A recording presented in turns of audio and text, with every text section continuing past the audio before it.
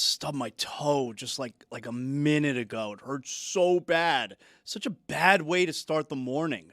What is that, right? You're not wearing shoes? I am wearing shoes. You could stub your toe still while you're wearing shoes. It was the first thought I had as well, same as Mike. All right, well, now you know. The way you're complaining about it gives off He took his barefoot shoes off stub. in the office. There's a big difference between barefoot stub and shoe-on stub. My pants are also off. No one can tell. So how long are those toenails of yours? Because I think that might be the problem. Okay, that's a good question.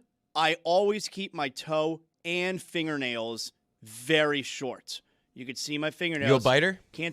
No. Pause. Do you No. get ingrown? No, I've never ever bitten my nails. Ingrown I think it's toenails disgusting. Is a warning sign for heart But you disease. could see my fingernails. I always keep them very, very short. Never, ever, ever bite them. But I clip them often. You got bad nails.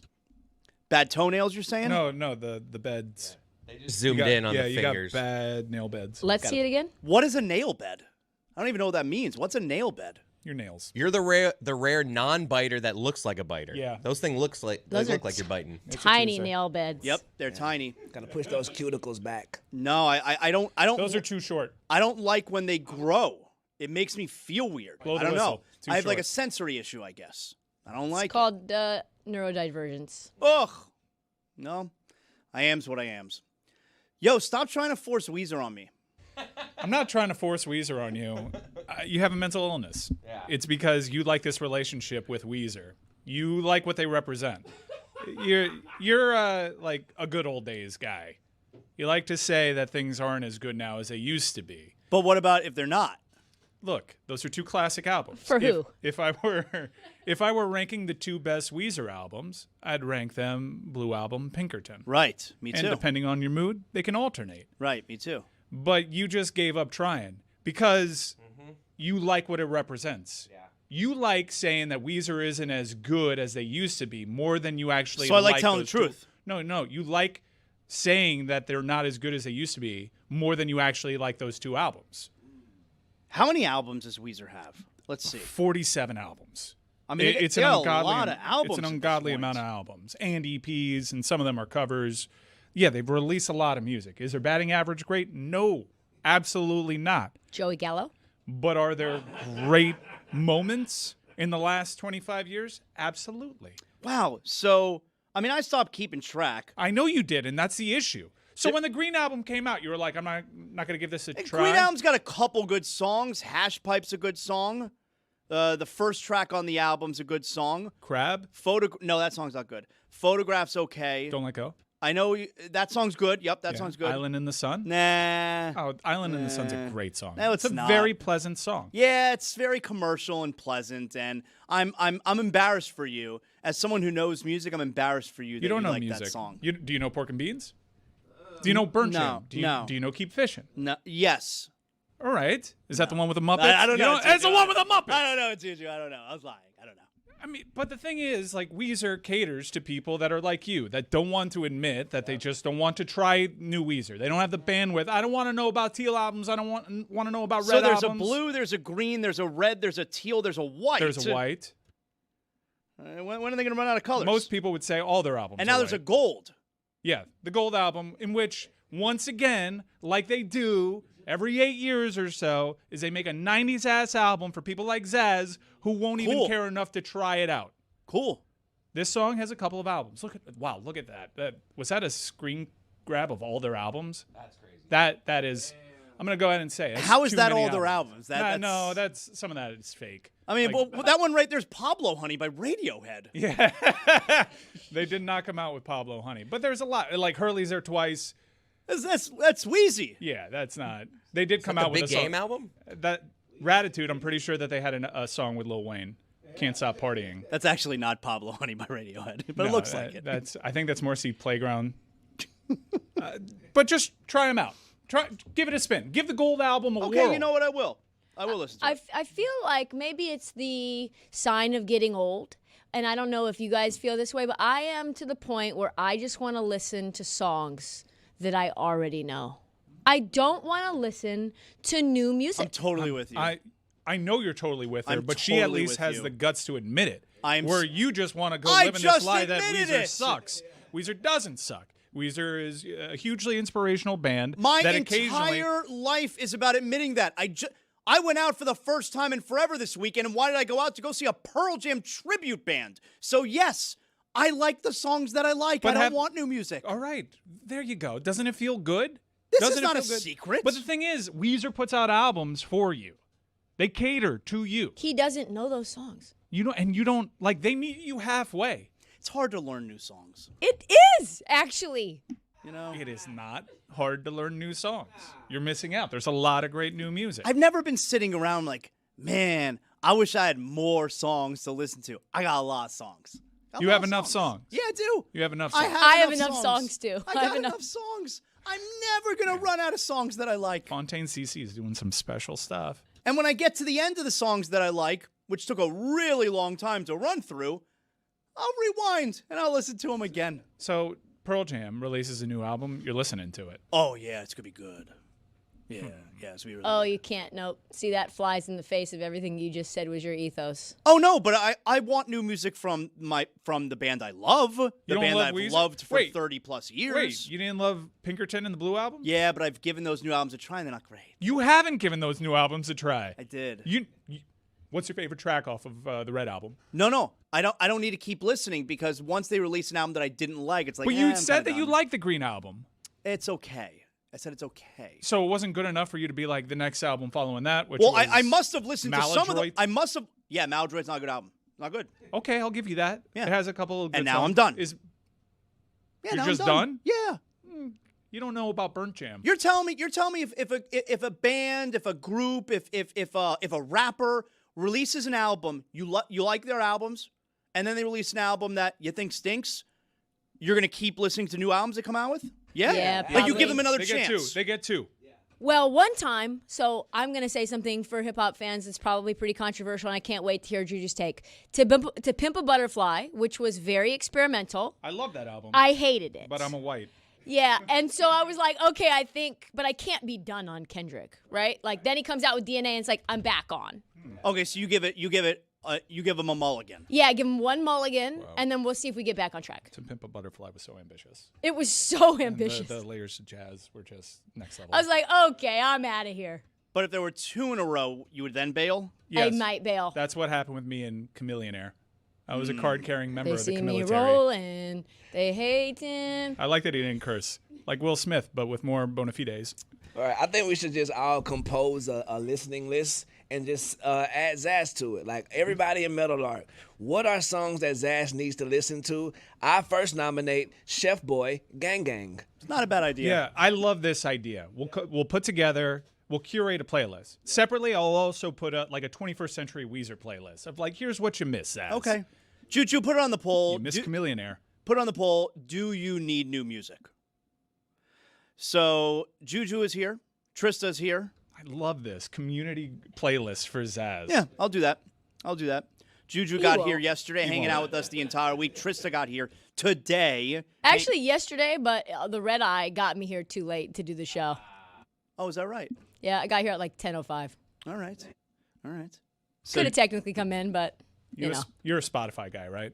I'm on Spotify. Yeah. I can. with ads. No, but I will give an update here because everybody knows last year I told the story last year Hijacked when by I your started son. coming in, and it got hijacked by my son, and that of course was the origin of him calling me Sugar Tits. Yeah. Who's Blueface? Because I'm listening to Spotify, Trista, Juju. I'm listening to Spotify on my way down here. You know, it's like an hour drive from where we live. My son, though, is on his way. He's driving to school, and he has like a 5-minute drive to school. And in the middle of my ride, I'm listening to whatever I'm listening to, and rap music just comes on. I'm like, what the hell? And so I change it back to what I'm listening to because I would never put on rap music. And I change it back to what I'm listening to. You kind of suck. And then the rap music comes back on. I'm like, what is going on? What in tarnation? And then I realize, oh, shit. My son is, Who's NBA Youngboy? my son is changing. He keeps putting on what he wants. And because we're sharing an account. I didn't realize that if you share an account, that like I have DirecTV Stream in my house. If I'm watching DirecTV Stream in the Zaslow Mansion family room, and then my son puts it on in the game room, it doesn't change the channel for what I'm what I'm watching. We both get to use it, but Spotify doesn't work like that. So he changes the channel, and I said, stop changing the channel. And he said, this is my Spotify now, sugar tits. And that's how it went down. Yeah. But now I have my own. Is that also what your wife calls you? No. We have different names for each other. We can get into that another time. So Just not late for supper. Don't ever do that. So the Marlins fired their entire scouting department yesterday. What is that about? I'll grab them. What's that about? So they fired their entire scouting department, and apparently it's because they discovered video. They discovered that instead of actually going to games and watching the players, you just like watch it on video. I'm imagining they saw the way Red Zone, the way NFL has replay set up now. They used to send a guy to every game, but now it's just like we're going to have one guy in New York, and he's going to be looking at TVs, watching all the minor league games around, scouting multiple players at once. It's an odd one. I don't really know the details of what that goes into scouting, but it just seems odd to go video. All right, Mike Ryan grabbed Jeremy out of the closet. There he is. And there he is. We're letting him out for a few minutes. He was in the closet looking at pictures of himself. It's true. Shit you not. We're letting him out for a few minutes to tell us why the Marlins fired their scouting department yesterday. A lot of teams do this that go more analytics-based. The Brewers and the Guardians are two teams that are known to not necessarily be super kind to the senior scouts. So when you have holdovers that come from a previous regime, that come from a previous GM that are more traditional in scouting, and you look at the major league department, look, they were kind of 0 for 5 on the major league signings and free agency. Pete Fairbanks goes down with an injury last night. Boy, that's a different one. Stinks. But Chris Paddock wasn't a good signing. Christopher Morel wasn't a good signing. John King just got DFA'd. So it's more about... It's the major league side. Yeah. It's all the major league scouts. It has Yeah. nothing to do with the minor league scouting department. Okay. All of the guys that they've been able to acquire through there are the guys that are helping the team. And what's the timing of it? That it's the middle of the season that they did this. This normally you would think a move that would happen kind of quietly in the offseason. Yeah, I think everything that happens with the Marlins when it comes to laying people off always ends up being a bigger public spectacle because they are the Marlins. Bob Nightingale puts that out. I think if it was Cleveland or if it was Milwaukee or if it was some other team that was competing for a playoff spot, most people wouldn't have reacted the same way. But it's the Marlins. And so reputationally, when it comes to laying off people, whether it's the front office or anywhere else, everybody makes a big spectacle out of it. Is laying off an entire staff out of the norm? Yeah, it is. But they'll bring in a new staff that'll be more analytics driven. Does the that whole mean when they you say- found video is like, that's not really the way this works. When you say analytics driven, is that like, because the old school would be like, I see a guy. Yeah, exactly. He could go 0 for 4. Right. Feel it in my But it was like bones. he hit the ball. But I know on that guy's a baller. He hit the ball in the nose all 4 at bats. So it's like those were good hits, as opposed to like, I'm just looking at the numbers. If this guy was 2 for 12, Well, you know his last how- 12 plate appearances, I don't need to see what happened there. So see, ironically, it is the opposite result of what you're talking about, right? The analytics-driven guy would be able to actually know, oh, this guy struck the ball hard. His exit velocity is higher. Where another guy might watch the game and be like, oh, 3 for 4, a couple base hits the other way. That's great. The old school scout, in many ways, is sort of dying out in Major League Baseball in a way that I don't know if that's a good Nice. thing or not. I don't know if that's a good thing or not for the game. Like, I think Basically, more it's and a more bunch guys. of Jonah Hills coming in here. Yeah, I mean that is the everything reality. you're saying is reminding me of the scene in Yeah, it's Moneyball. Moneyball. I No, love it that is. scene. We've It been is. looking at these guys for 30 years, and that guy's got it. When I point at you, that's when you talk. Yeah, that's right. So He gets on base. Should I go now? Shut up, Jeremy. Shut up, Jeremy. Please just wrap it up. You are not Billy. Trista, the irony there is it's Jeremy who's voicing that song telling him to shut up. That's the irony. That's what I was Brilliant. confused about. I'm like, look, stop playing that. But I'm like, wait a second. Is that my boy? Playing his own swan song. Salute. Maladroit was a lot better than I remember. So the Marlins lost 4-2 last night to the Red Sox. Bullpen blows it. Red Sox score 2 in the ninth. Score 1 in the 8th to tie, 2 in the ninth to win it. I was actually watching the game. Tummy time. Yes, it is true. I was watching it on my iPad on my stomach last night in bed. I don't know. I was tired early last night. Didn't even watch my stories. Mike, no spoilers. Didn't even watch my stories last night. Pew pew. Oh, I love that, guys. Solo dolo. So, the Marlins last night, they lose, but during the game, so they're playing the Red Sox. And as expected, when I put the game on and they showed the crowd, I'm like, this is a good crowd. For Marlins standards, this is a good crowd. And then it's, oh yeah, they're playing the Red Sox. Okay, of course it's going to be a good crowd.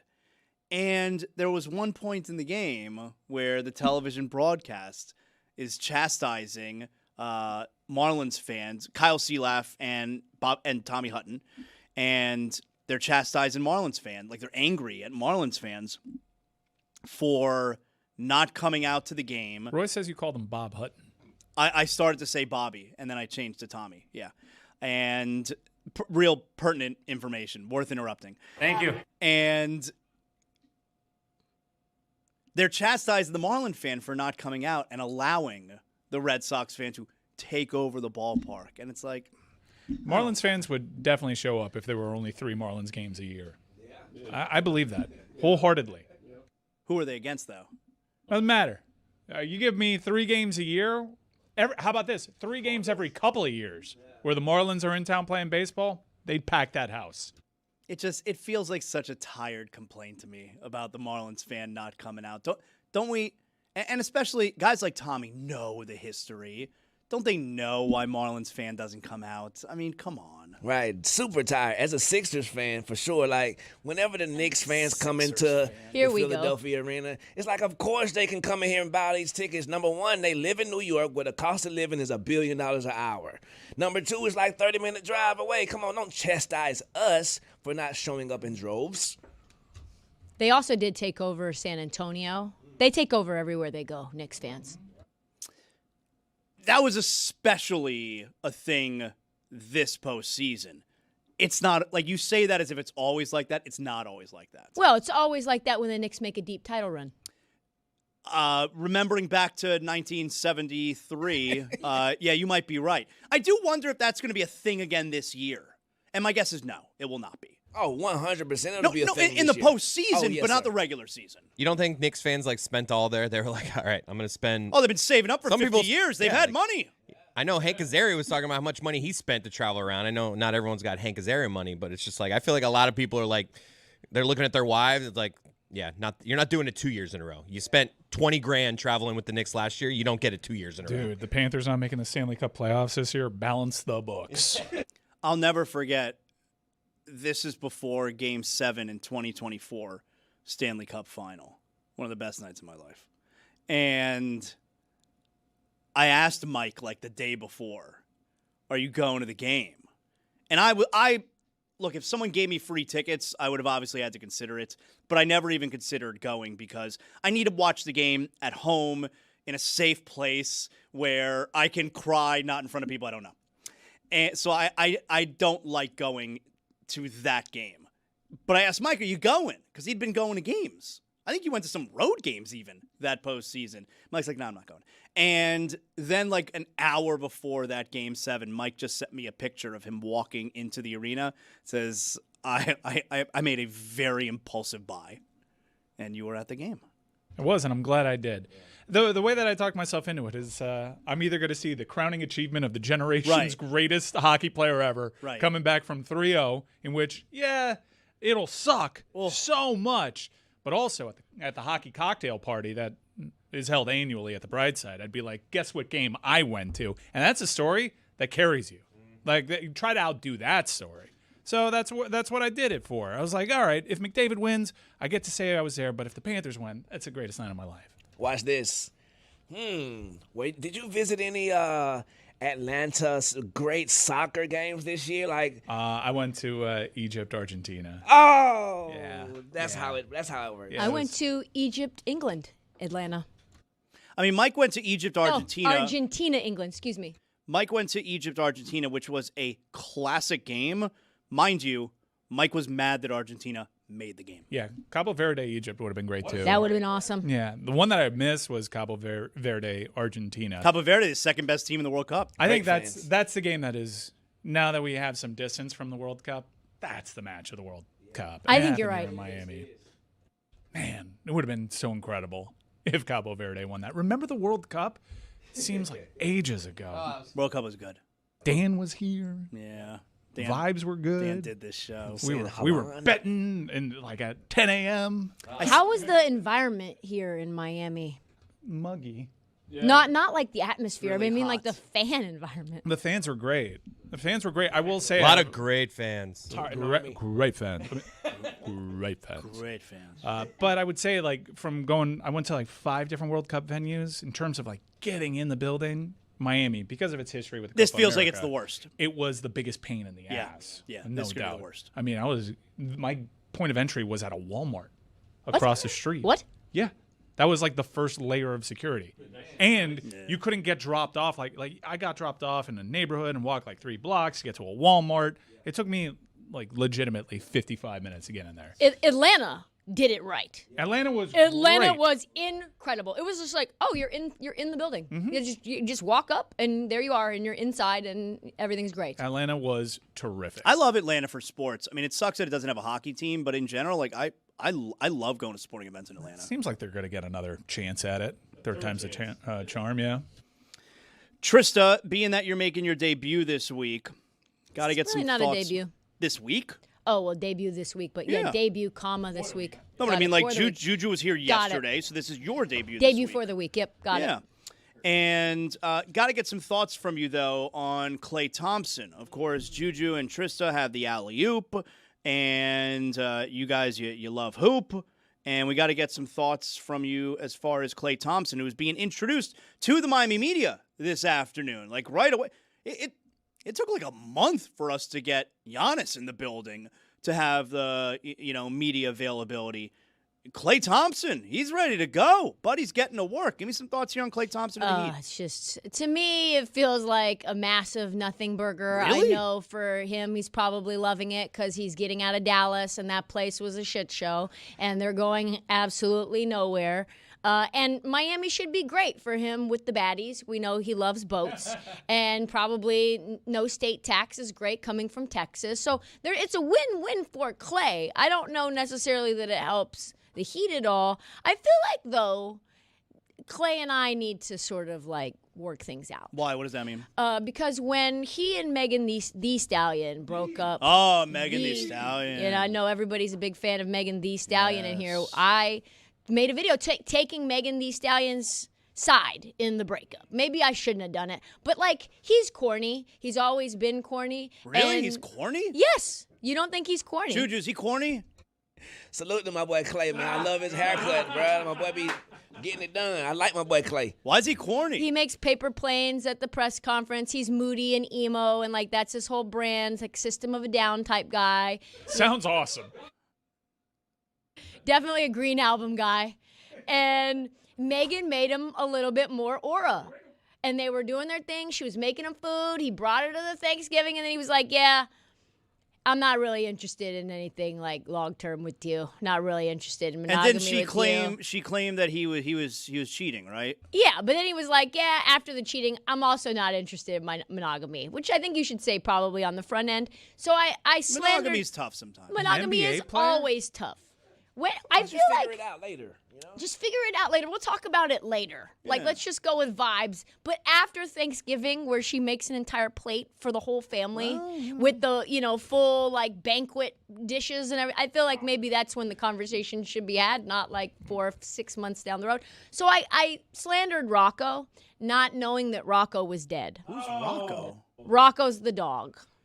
Clay's dog. Clay's dog, Rocco, ended up being dead. Didn't know that. When you say slander, like, what does that even mean? I said he's got his dumbass boat and his dumbass hat and his dumbass dog. Ugh. Oh, okay. And then, like 3 months later, he found the video, as it happens, on Instagram, and then he called me a wench.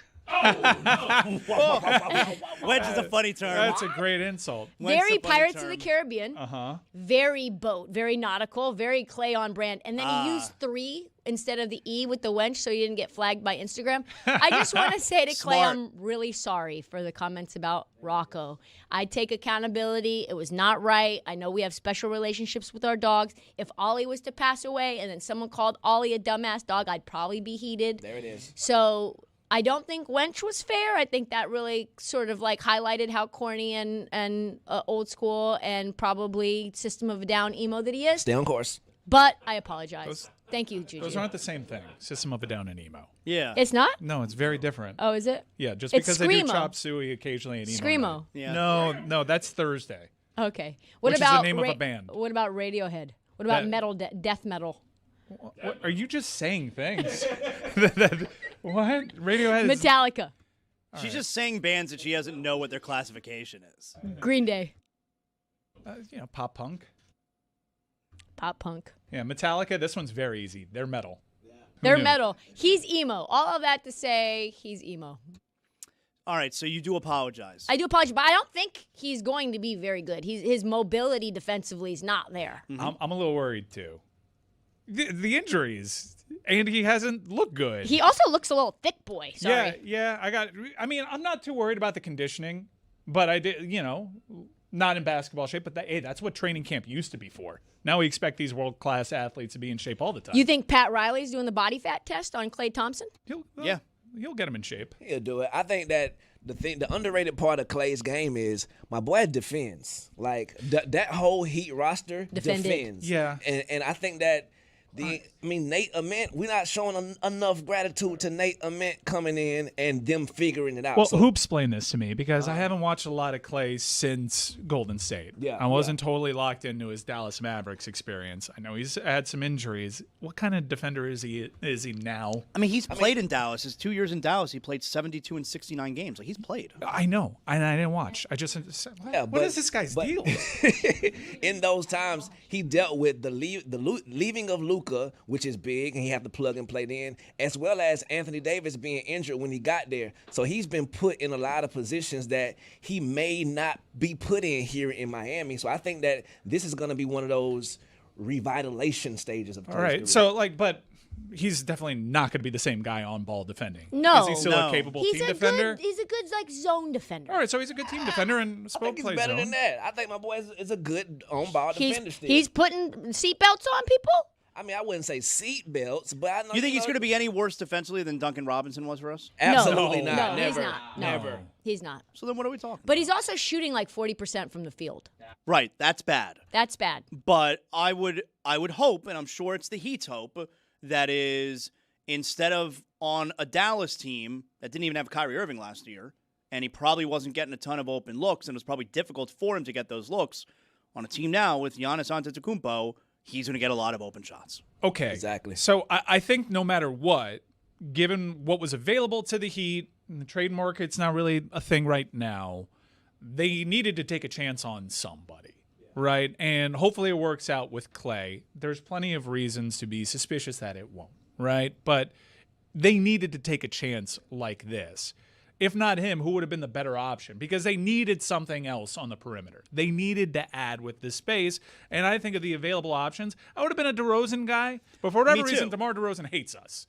He just hates us. Hates the fit. Doesn't want to be here. He signed for the minimum with Denver, didn't he? He doesn't want to be here. So if that's the case, then I think Clay's the best of the available options. As well as I think that Tim Hardaway Jr.'s ability to come off the bench and give you whatever Clay hasn't been giving you for that first 5 or 6 minutes, I think that's where the Heat are ultimately going to win. Yeah, they have two guys there that are completely interchangeable for the majority of the game. And then you mix in a little bit of Pelle Larsson there also, a guy who can defend at that position. Trista, I love the Klay Thompson signing. I do. I've talked myself into it. I talked myself into it pretty quick. I think this is still a player who, if he has open threes, I think is going to make a lot of them. I was looking at this depth chart, guys. It's rough. I don't even think he's going to start. I'm looking. I think he will. You think so? I think it's probably part of what was promised to him. Tim Hardaway Jr. currently starting shooting guard. And if Tim Hardaway is taking your minutes, Junior, I'm having a hard time thinking how this is going to go. It's even when you look at what they've got him as the shooting guard and small forward, you look at the second unit and it's like Bobby Portis, Klay Thompson, Drew Smith. Tough. Just very, very limited depth on Tim this Hardaway's team. coming off of a year where he shot a career high from 3. Yeah, I That's think what I'm Tim saying. Hardaway's good. Actually. Oh, okay. I thought I you think were, yeah. if Klay Thompson is having to come off the bench, which I think he will. He did in Dallas. Never. That just shows you how declining I think he's going to Klay start Thompson here. is. I think he's going to start. I think it's part of what the likely agreement was, which is championship contender, and we're guaranteeing you a starting spot. Right, and a lot of those minutes in Dallas, bruh, I watched those games. Them boys was down 20, 30 points in the second quarter. And so Klay is just out there with the green light. And a lot of those shots, them empty calorie shots that y'all seen them stats. My boy Klay still got it. I hear those names you just read, and I think the exact opposite. I hear dog, Bobby Portis, dog. I see dogs up and down that Heat roster. I think they're going to be a massive pain in the ass defensively. Exactly, and I feel like Massive. if you got defenders, that's what the NBA is about right now. They might be the first or second seed this season. I think they're going to be good. Yeah. You I think do. they'll be the first or second seed? They definitely have that potential, in my opinion. I think this is a play-in team. Really? Whoa, really? Look, the Pistons showed last season that if you're a pain in the ass to play every night, you bring it defensive. The try-hard You know, a effect. lot of Yeah, games. that in the way that the NBA regular season is structured, you're going to make the playoffs. You're going to win a lot of games. And I think this team right now is more talented than last year's Detroit Pistons team because no one's even factoring them into the equation. Jalen Duren's not even on the team right now. The problem for Miami is the problem that it's been for Milwaukee, which is like how many years? When was the last year we got a full season healthy of Giannis? Mm-hmm. No. They absolutely have questions. I think the problem for Miami is the same problem that they've had for the last few years is they have a roster that you have questions about while the East also upgrades. The East gets stronger and 1000%. stronger every year. Now, while the Heat finally took part in the East improving this year, so did the Sixers. I mean, the Celtics probably got a little worse. We'll see about the Knicks with the Mitchell Robinson thing, like the trading of assets between teams. We'll see. But I do think the East is a lot more competitive. And finally, they took part in it. Now, Atlanta might be an issue, a team that a lot of people are overlooking because if we take what we saw post-Trae Young trade, they're greatly improved. They probably gave the Knicks the biggest problem. And as well, but right before you go, I think that a lot of Giannis's absences over the last couple of years haven't been totally above board. He thought he was going to get traded the first time, so he sat out. He was hurt. I mean, he also wanted to play at the end of last season. Exactly. They held him out. Allegedly. So how hurt has he really been? Yeah, I think Juju's right on the money. You have to really hyperanalyze what actually was going on there with the injuries. You because think it the was super- hyperextended knee was fake? Well, that's another thing. When the guy's hurt, he puts up one of the greatest NBA performances of all time. So there's plenty of questions about this roster. That's why they're interesting. The Miami Heat have been just treading water for even with the Jimmy Butler stuff. Their roster was kind of set, and you kind of knew what the high end was. But now we finally have a team that's really interesting to watch night to night. This is why I'm planning road trips to go see the Heat. No, you're not. I am. Where? I'm already going to see them twice on the road. Yeah. Is Pearl Jam playing at the same time? Good question. No, but I am going to see them twice on the road. I'm going to see them at the Magic. My son and I, we like going to see the Heat play at the Magic. We've been doing that several years in a row now. So we make the drive up. We go see the Heat play at the Magic. I love that. Last year, Tyler Hero hit a shot at the buzzer. I was yelling at all the Magic fans. That was fun. And we're also going, I'm taking the family. I don't know if you heard, but I am taking the family. We're going to New Orleans on New Year's to go see the Heat take that ass against the Pelicans. Pause. New Orleans, incredible city, and I bet Cool time to go during New Year's, would right? be amazing. I knew it. Take the kids to Frenchman Street. Knew it. Listen to some horn music. Love horn music. Horn music. I didn't remember what Big brass horn band. music Brass guy. band. Not Brass super, band. you're not super eclectic, are you? I'm a hip hop R&B fan. You see, I knew New Orleans on New Year's was a good idea. Why is Amin telling me it's a stupid idea? I just tweeted at you 21st Century Weezer Jams. You tweeted it to me. Yeah, so because everybody else can take part. It can be a fun little game. No, you should have included Dope Nose. You know about that Dope Nose? I do. How did you have time to do that? I wasn't listening to anything you said. That makes sense. Except for horn music. Juju, why is VJ Edgecombe dunking on children? Because he is awesome and he is a hero. This is how I think you should treat kids. Your baby kids all their life, and then guess what they get whenever they get about 12, 13 years back old? talk. The real world. You dig? Play that beautiful brown footage video, team. All right, so here's VJ. He's crossing a kid up. He's going left, and then with two hands, he dunks on him, and the kid winds up falling backwards onto his back. A real dunk on, too. The kid tried to, the kid went up with two hands. Yeah, that's a foul. That's an and one. Yeah. Yeah, look at that. I am so happy to be a Sixers fan. Of course, bro, VJ Edgecombe. You deserve this. Thank you, brother. I'm so happy for you. Appreciate it, man. Now, the kid probably didn't like it, but the kid's father definitely think it's awesome, right? He talked about it at the water cooler for sure. Yeah, it's like, look at this. This is incredible here. Sometimes you got to dunk on a kid's head. Everybody knows that.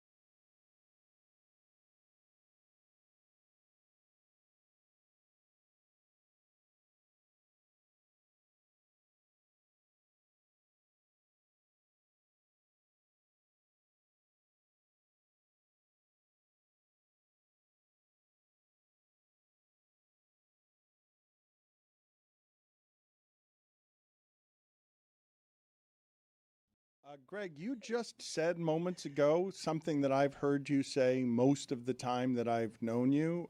I'm just a small private individual. Right. Yeah, is that on your catchphrase list? Because I have not heard it yet in your 50, and I think it's an omission because I'm guessing it's probably not in your top 15 either. And I've heard you use that for a long, long time. Is it another one that you have forgotten? Just admit yes or no. Just give me some honesty. Is this or is this not on your list? Yes or no? I don't think so. Did you forget it? Yes or no? It has been mentioned. I think it just didn't make the cut. That's the second one today that we've discovered that he's overlooked. That's Chris, true. he's lying to me right That's now. a skeptical Dan Le Batard I mean, post. that's a I lie. can see it. Chris, that's a lie. Yeah, the Little League theory is better than that. No, there are 50 on that list, not as good as I'm just a small private individual.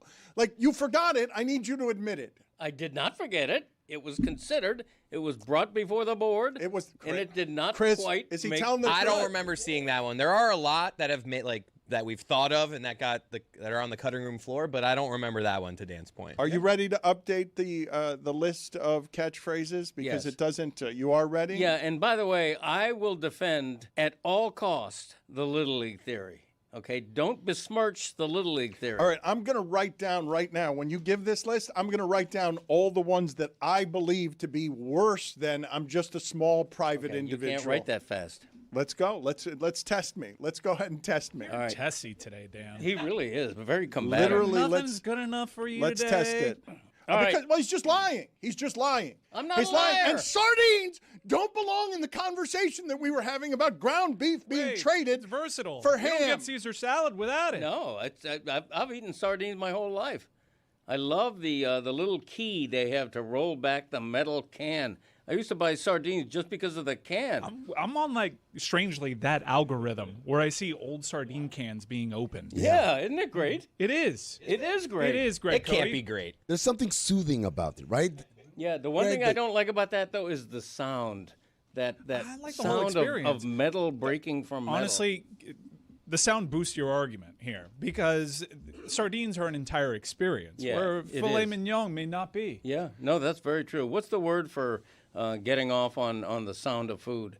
ASWM or something? Or ASMR. Getting off on the sound of food. No, ASWM or what's it called? Awesome? ASMR. ASMR. Listening to people eat. Yeah, right.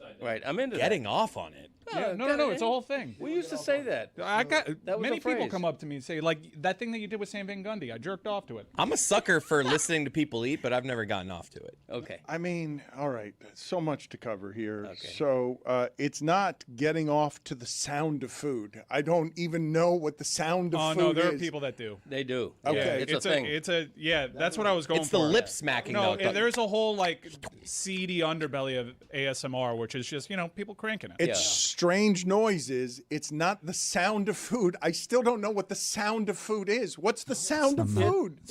It's the sexual fetish no one talks about. What is the sound of food? Describe to me the sound of food. Is that what you're describing? The sound of chewing? The sound of... Oh, there's crunch. And also it's, that's good. My dick just jumped. I saw it. In Dan's defense, I've never heard a banana make a noise on its own, though. The sound of food? When you peel it, there's a sound. There's a little bit. It's Very like appealing. a little. So what? Yeah, there's like a perforation. I've never If heard you that. have a from really the banana. high-end microphone, you can hear it. All right, I'm going to go get a banana. Put it on the poll at Le Batard Show. Is there something soothing about opening a can of sardines? Big Dog was perfect. It's good. Do you like breathing hot neck on the neck of hot? Wow. Are you turned on? Do you like Dangling. breathing hot neck? What's going on here? Do you like Sexy. breathing hot neck? You have been dry humped many, many times. Intimate. You have been dry humped many, many times. A little pelvic thrust situation. I like that. Have you ever consoled a naked man before? What does it feel like to get dry humped? I saw pee-pee. I've never consoled a naked man. Breathing hot neck. I've never consoled a naked man. Many, many times. I saw pee-pee. People out there, stop sending me pictures of the hotel rooms.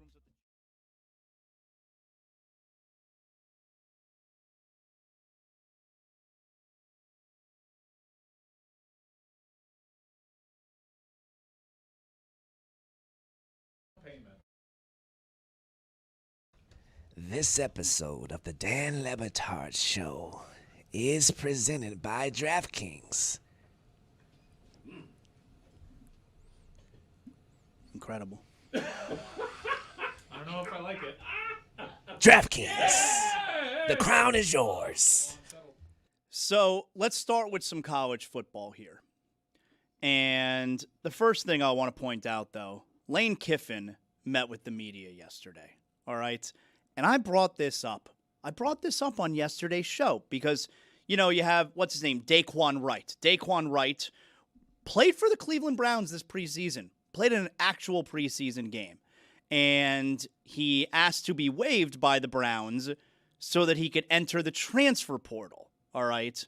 He's in the transfer portal. And once he clears waivers, which he will, he's going to play for LSU.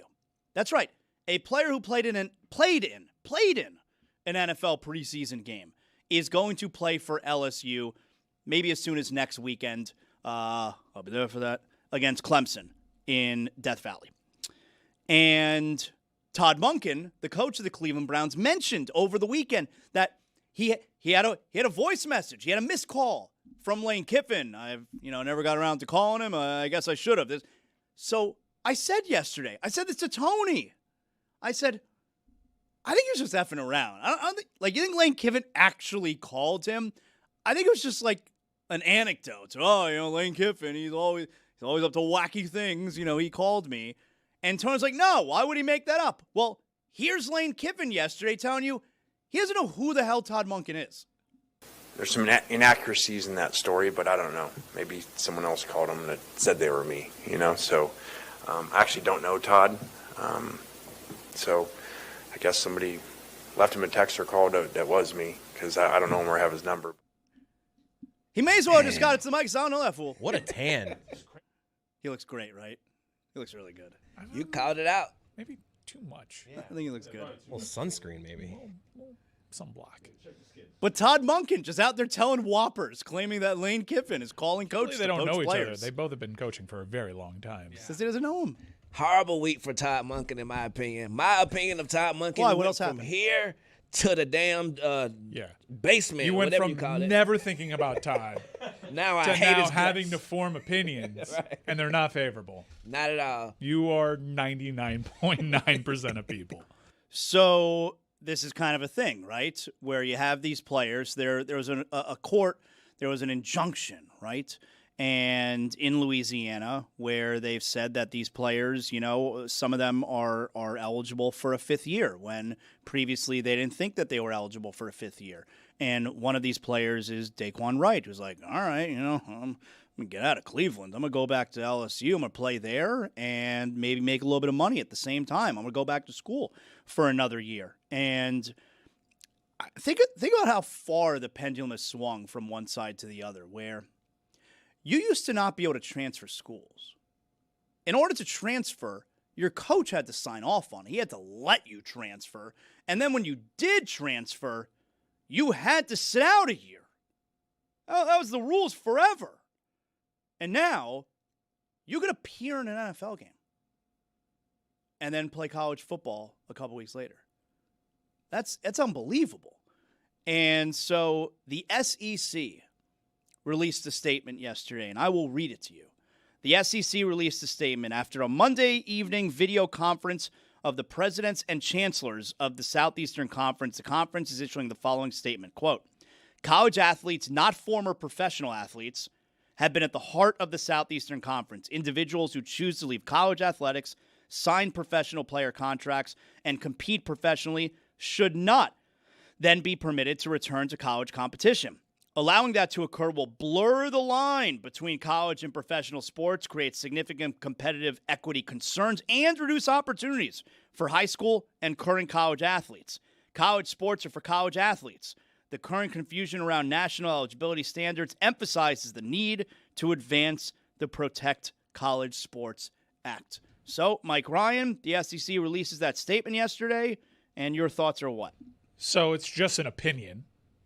They didn't come out and make an edict. The Big Ten just put out a statement where they made a ruling, where they said anybody that declared for the NFL, signed a contract, appeared in a game, they are not eligible to return to college. Yeah, Pete Thamel just put out this tweet here that says the Big Ten is set to pass a rule today that doesn't allow players to return from the NFL and play for a Big Ten school. Anyone who was declared for the NFL draft and did not withdraw, appeared on an NFL roster, or signed a contract with a pro league cannot be on a Big Ten roster. So let's read into that from the Big Ten.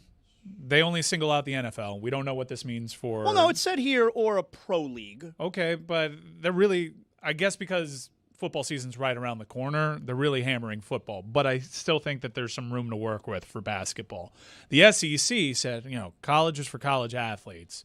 But they didn't make a ruling the way that the Big Ten did. Well, and mind you, the SEC makes that statement, yet the school we're talking about here is an SEC-membered university. Right. And I know we're talking about what's happening with the football team. Go ahead and look at what Will Wade's trying to do with the basketball team. That statement probably has more ramifications for LSU basketball, but they didn't make a ruling the way that the Big Ten did. They just came out with a statement, and they just took the opportunity where behind closed doors, Lane Kiffin signing half the Browns practice squad, but front-facing, hey, let's use this to push the Save College Sports Act, which benefits the SEC and the Big Ten primarily. Can I ask you something? It's pretty, would you say that it's rare that a player who, unless we're talking quarterback probably, but a player who is going to use their fifth year of eligibility, that's not a big-time player, right?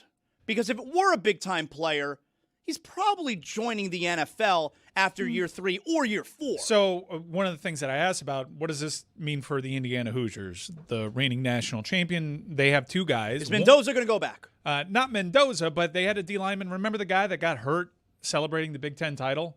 He was part of the group of 22 eligible players, which let's parse this a little bit. Those guys got left in a bad spot. They were treated unfairly. They're the lone class that didn't get an extra year because of COVID, and then the NCAA came out and said 5 years, whatever. So we all knew that this was going to happen with this class. They had two guys return to their roster, but what sets them apart and what helps make the Big Ten statement more convenient was they never went to the next level. They were waiting to see what was going to happen with this, and they're still pending. They're practicing with the team, but they haven't been ruled eligible yet, but they're not ruled out by this Big Ten statement. So that's interesting. There isn't an example right now, like LSU, of them inviting any of these guys onto their roster. So it's easy, especially with the season days away, to make this ruling right now. Honestly, some of the players should have come out and challenged this a little bit more sooner, because given the record that the NCAA has, even though they technically did finally get a win on this. However, you can still challenge individually. You can sue individually and get a temporary restraining order and find your way back. All of this is confusing. All of this is a mess. And it leads me to believe, as little credit as I want to give the NCAA, the optics of this being a mess only helps their bottom line, which is we need the Save College Sports Act. We need that because look how messy this is. So they're purposely making it a shit show because it helps them. So the reason why I'm asking this, though, so there's a bigger question that I have, or point that I guess I'm trying to drive home. When I ask, is it very common that a player who is going to remain in school and play a fifth year, aside from quarterback, because you probably see, I mean, Carson Beck was a fifth year, right? I would push back. Had this rule been in place, Markel Bell would be back at Miami. He would 100% be back at Miami. So there are plenty of good players that would have found their way back at school trying to improve their draft stock. Okay, so players who have NFL potential. Yeah, you heard Lane Johnson speak on what he thinks of Markel Bell. He is making an impact at the next level, but he would have absolutely preferred to come back to Miami. Because the point that I'm, I guess, trying to make here is, I know it's these coaches' jobs to win, obviously. But can't we just have a little bit of integrity as well? And what I mean by that is it that it's that much of a difference maker for Lane Kiffin to bring in, I know he had him at Ole Miss, for Lane Kiffin to bring in this Dae'quan, right? It's that much of a difference maker that a coach at a public university is willing to say, I don't care, I'm going to bring in a player who is a professional athlete on my team, and one of the kids who has been working his ass off and is getting ready to play next weekend against Clemson, I'm going to tell him goodbye. Yeah, I don't know how that works. Why can't we just have some integrity? All right, so I hear you, but Lane doesn't give a shit. Not a single solitary shit about ramifications. He's just looking to win more games. But I hear you. You have to worry about what you're templating here for the greater good. Can't we just be about something? But I also think that the bit of context about what's happening with LSU's basketball team helps. It would be really weird for Lane Kiffin, of all people, to take a stand while LSU basketball is trying to sign all former professional players. So, you have to have some synergy within your athletic department and cohesion. Dude, again, this was all very predictable, and I'm not falling for it. I think that this is what they want. And to count on the players to not make the jump. No, I don't think anyone is. I wouldn't blame them, that. and I wouldn't blame Lane Kiffin. Although Lane Kiffin, and this guy is not the only pro that he's in after. The streets are talking. Makes me think maybe he doesn't feel so great about his roster. Is LSU the most egregious overall in terms of how committed they are to playing outside the lines to win? Because this is all happening at the same time that Kim Mulkey brought a Russian national player to play for LSU, and Kate Koval, one of her players, is from the Ukraine, and she was like, yeah, maybe they'll solve the Ukraine-Russian war. And now Kate Koval last night said, yeah, I'm leaving the team for personal reasons. I'm up out of here. It's like when Infantino proposed, hey, Israel and Palestine, they can play each other at Disneyland. When Lane Kiffin and Will Wade and Kim Mulkey, it's like a triumvirate of Right? douchebags. If I were an LSU Tiger fan, I'd be thrilled. They called it the lion, the bitch, and the wardrobe. Go Tigers. I like her. So this is an ongoing story right now. I do think the noise on this quiets down significantly next weekend.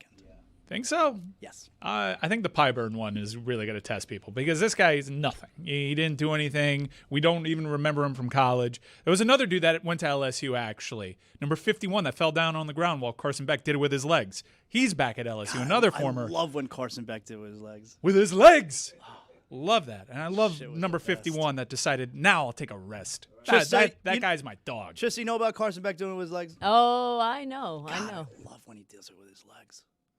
So good. Yeah, Pyburn, I think, is going to be the one that everyone's looking at, and a lot of big-time programs are interested. The understanding that I have is that Pyburn is waiting to see whether or not he actually makes the 53-man roster. So Deshaun Watson yesterday was named the starting quarterback for the Browns. We learned that in the middle of the show yesterday. Then Deshaun Watson got in front of a microphone yesterday to talk to the media for the first time since being named the starting quarterback. And I guess predictably, right? Well, here's what happened. I'll let you behind the scenes. This is what goes down. The PR guy pulls Deshaun Watson aside. He's like, listen, you're just named starting quarterback. You can't keep beefing with fans, all right? You need to get out there, and you need to change your tune a little bit. All right, I don't even think it had anything to do with him being named starter. It was just what you said yesterday went over terribly. Yeah. Fix it. Like, I think he would have been giving this apology today. I mean, yesterday, like, regardless of start, I think the starting thing was just. Oh, you think even if Shedeur was named starter, he would have done this mea culpa? I just think. I'm not sure about that. That's all anyone was talking about a couple days ago is how poor of a look that was. Yeah. I think there would have been some statement regardless of the starting job. Well, so give this a listen. This was Deshaun Watson, his entire opening statement yesterday. Saturday after the game, I think just, human nature, just myself being very emotional, putting a lot of time these last 2 years to, get back and, spend time in this facility, in the city, meeting a lot of different people in the community. I thought I was going to get, a little different response, but, I think, my emotions got the best of me. And, my comments wasn't intending to go at any of the fans around in the city, because there's been a lot of great fans that have been supporting me. And I know the frustration this organization have put, a lot of investment in coming, to get me back in 22. And things haven't been going the right direction that we thought it was. A lot of injuries, a lot of time off, and not putting the best football and my foot forward. So, again, just, I understand the frustration. I understand everything that kind of goes into that. And moving forward, I just want to focus on football, making sure that, I'm putting the best product out there, having the best ability, because I thrive off the energy. I thrive off the energy of the fans. I thrive off the energy of the community. I thrive off all that stuff. I think looking back in my history at Clemson and, previous at the Houston organization, I was a big community guy, big city guy, big fan guy, during the game. So, again, my emotions got the best of me. I'm human. I take full responsibility of that. And, just moving forward, I want to make sure that I put the best product for the team, for the organization, and for the city so we can put a lot of wins and make sure that I celebrate and put Cleveland on the map. Thought he would get a different response. It was a pretty good apology. Yeah? Yeah, for all that stuff that he said on Saturday. I thought it was a pretty good apology. I mean, I don't believe a word that comes out of his mouth. I think he's a garbage human, and I don't like him. And I also don't believe a word that he says. But that was a pretty good apology. I think even putting it into context, if someone took him aside and were like, listen, just to recap what's happened, we traded for you knowing you were going to be suspended, and we paid you $230 million of fully guaranteed money that you were still getting. We could have waived you many times and spread that across. But we've continued to stick with you despite the fact that you've either been not on the field or just buns. So maybe you should shut the fuck up. He's like, yo, fair. Yeah, you should have done that in Jimmy Haslam's accent because that would have been great. Because, one of the things, and also, fuck Jimmy Haslam's feelings on the matter. But we were all like, well, the fans are pissed. And, yes, they are properly pissed. There were reports that people were driving by training camp yelling from their cars. By the way, weird that this energy is there now. It should have been there several years ago. And I'm not saying it was absent there years ago. There was plenty of that energy. But for the I kind of not that I want to be a hipster about Cleveland Browns fandom, but it's awfully convenient to be now like, yo, screw this guy. Now we're taking the principal stand after he sucks, but that's neither here nor there. Can you remind me, has there been a time in his previous seasons in Cleveland where he's been healthy and was not the starter? No, I don't think so. Flacco got the opportunity because he was hurt, and like Watson stopped showing up on the sideline too. So whenever he has been available, he has been the starting quarterback. Yes, I believe so. But Lawson, like the fan reaction was like, he just makes a really good point. Like the Browns organization probably sees that press conference. Are you fucking kidding me right now? Are you kidding me? No one took a bigger risk here in the NFL than us. So then why do they still name him the starting quarterback? Because of what they're paying him. Like, why because is it always, what they're paying him. Why is it always screw us? Why can't it be screw you? Right? But like, it's super disrespectful to the Browns organization for him to do that to their customer base after everything the Browns organization has risked. They have lost fans. Internally, happen to know. Plenty of employees were like, I'm also done.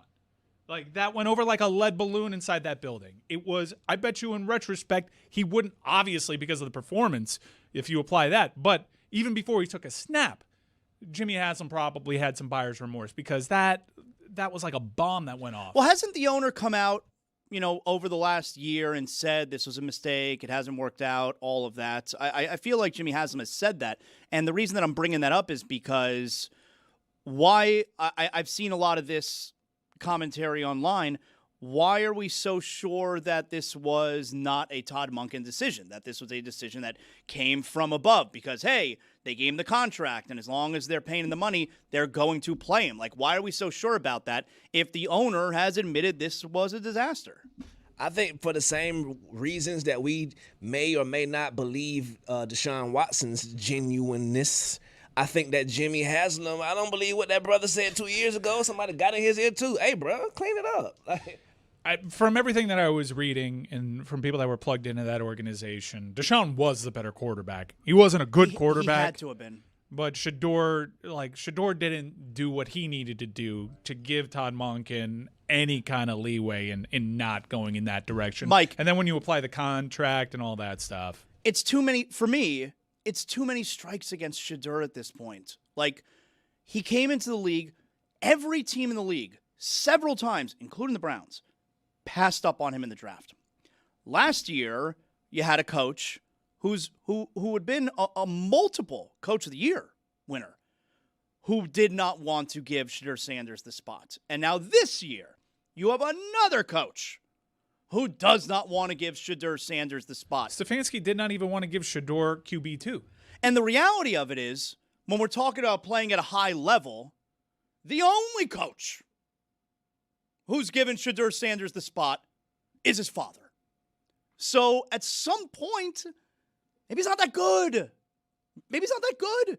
Because the easy decision, again, I would have given the job to Shedeur because F Deshaun Watson, all right? But like, that would have been the easy thing to do. Yeah, and they didn't. There's also a notion that, all right, F it. Maybe he's a gamer. And you just throw him out there. There have been examples of that. Shedeur?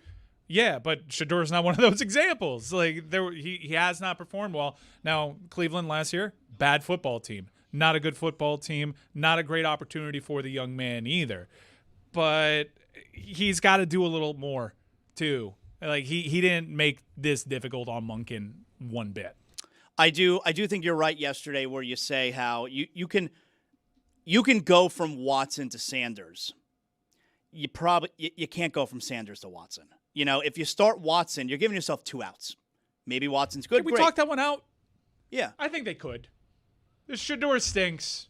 I don't think anyone's like, can you believe they're putting in Deshaun Watson? No, if anything, that's a better spot for Deshaun Watson. But no one's going to be calling for him. You know, like I'm not calling for any Cleveland Browns, in my opinion. they're calling for Shador. The fan wants Shador. The fans, because of everything that Shador represents. Even though he was drafted below Dylan Gabriel, he's far more exciting of a prospect because in college he was more electric, although Dylan Gabriel was damn good. Can we just stop for a second and acknowledge that the Browns selected a quarterback last year in the draft in the 3rd round, which is not nothing, all right? They selected a quarterback in the 3rd round in Dylan Gabriel, and we're sitting here watching a lousy quarterback competition that apparently the 3rd round pick is not even an afterthought. How is that even possible?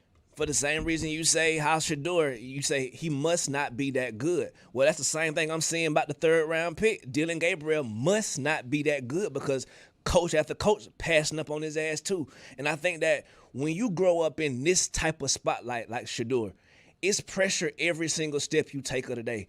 If he had 1 second to even be regular, I think we can judge him a little bit more harshly. I don't think he's lived any type of regular NFL experience nor college experience. So I think that it's your opinion. You have the right to it. I think that we can be a little bit more patient with Shador because the Browns organization is a shit show. Of course, you can't grow a flower in a shit show, I don't think. I don't think so. Fertilizer. Okay. No, I think it'd be tough. What in it? No, I think because they keep moving the shit around. I'm like in the shit show. Where's the flower? There's no flowers here because it's a shit show. Also, part of the reasoning reported that was leaked out from someone in the organization is that the Browns start on the road. I think 3 out of 5 are on the road to start. And so you wanted to lean on Deshaun Watson's experience on the road. Yeah, but 17 road games, he said it. Deshaun Watson's going to get a way nastier reception on the road than Shador is. But I guess he wanted Deshaun Watson's experience. Has Shador played more football over the last few years than Deshaun Watson?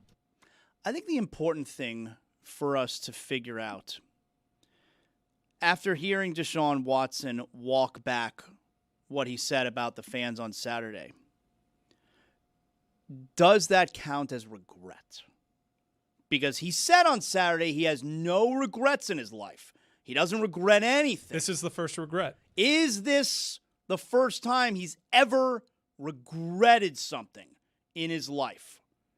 Did that sound like regret? He obviously walked back. He apologized. Is that regret? Or does he not regret it because this allows me to be a better man? I apologize. Apologize is a big thing to do. Every mistake leads you to the next learnings. Right. So maybe this is not regret then. Not regret. It might not be. It might not be. But to add on to my point about Shador, be patient with my boy. I heard every ESPN analyst, every Fox analyst say that Sam Darnold won shit for about 5-6 years. My boy just won the Super Bowl MVP, man. Well, he didn't win the Super Bowl MVP, but he just won the Super Bowl. Ginger cuz, man. So you can redeem yourself. And Geno Smith as well. Geno Smith was in the dumps. Everyone thought he was trash, and then he had his moment. Mike, were you sad when Nick Chubb retired over the weekend? I was. Nick Chubb's one of my favorite football players ever. Over 7,300 yards for his career. I think 50-some-odd touchdowns for his career. 8-year career, all of them except last year. I get choked up thinking about him, Cleveland. too, Zaz. He was a brilliant player in college and in the pros. In the pros, very rare when you see that combination of power and speed. The breakaway speed, he was special, man.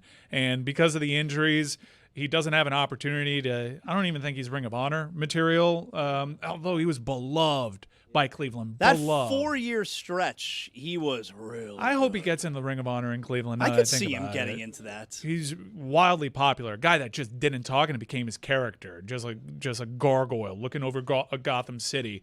But this dude was unbelievable resilience that he displayed, a lot like Frank Gore in that so many questions – and undeniable talent, but the guy just went through too much in college. There's no way this guy is a good pro. And then he puts up all pro seasons, like a prototype for a zone. Where did he go to running school? scheme. Georgia? Georgia. Which also got me thinking, that backfield at Georgia when he was there, he was backing up Gurley and Sony Michel was there. It's one of the best backfields in college football history. All of whom are out of the league at a really young age. Yes. Gurley, Michel. Yeah. And Kirby ran him into the ground. Yeah, boy. well, top end, no one had seasons quite like Gurley in terms of the all-purpose stuff, right? So high-end ceiling, Gurley probably had the best individual season, but the best of that group in the pros was Nick Chubb. And not enough was made for a guy that had to No, but overcome. at their height, Gurley was the best. Yes, that's what I was saying. Yeah. Like the ceiling, the one best season, it's Gurley. But the guy that had the best NFL career, I think, is Nick Chubb. Not enough made that his career, which overcame so many injuries, it essentially ended at Pittsburgh with a really dirty tackle. It was with the second game, Monday Night Football, right? Really dirty tackle that it should have been all over the headlines. Was it both wasn't. knees at the same time? Dude, like, watch it back. Like, it is what they have outlawed. Yeah. The hip tackle, drag him down. Who was the player? Minka, was it? Was it Minka Fitzpatrick? It may have been. Yeah. Yeah, He it been was- catching a lot of heat online. It may have been. Yeah, and he ended his career, and yeah, Nick gave it a go as a Texan. Very clearly not the same kind of player, but it was posited to me by a Georgia Bulldog fan. That's the best college backfield of all time. But it's not. And you know exactly where I went. Yeah, but it's not. We had Willis McGahee playing fullback, dude.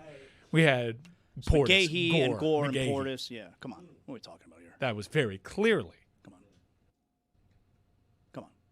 Trista, come on. When Nick Chubb went down and that ended his career, that's simultaneously when my dynasty football team just ended. Dynasty football team. I haven't had a running back really of any note since. It's been brutal. It's been absolutely brutal for me. Chris is in the middle of one of those fantasy football drafts right now where you email your pick to the league. You don't do it in person. I mean, you sound old saying email, but what is it? it's an just app, right? it's an app, and you make it on the app, but it's a slow draft. And you have like 24 hours to respond with your pick, right? 8 hours. 8 But yeah, hours. and then draft is paused between midnight and 8 a.m. What do you think about Derrick Henry, Kenyon Drake, and Damian Harris? It's good. It's not Miami. It's not. No one is. We've established that no one is. So where are you on your draft right I am now? on the clock currently. Thinking of taking. In what round? It's the second round. It's 18 teams. One of these guillotine leagues that you get chopped. So when did this draft start? Yesterday around this time. Oh, so it's moving. Yeah. We're almost done with the second round. I'll tell you, we'll be doing a draft in person if someone takes the full 90 seconds. Come on, let's go. Well, that's how this draft is. It's a thing where it's designed for you to be able to take your time, and yet everyone in the group chat is like, "Come on, we're waiting on you. You're on the clock." So What's the longest someone's taken so far? I've been on the clock most of the morning.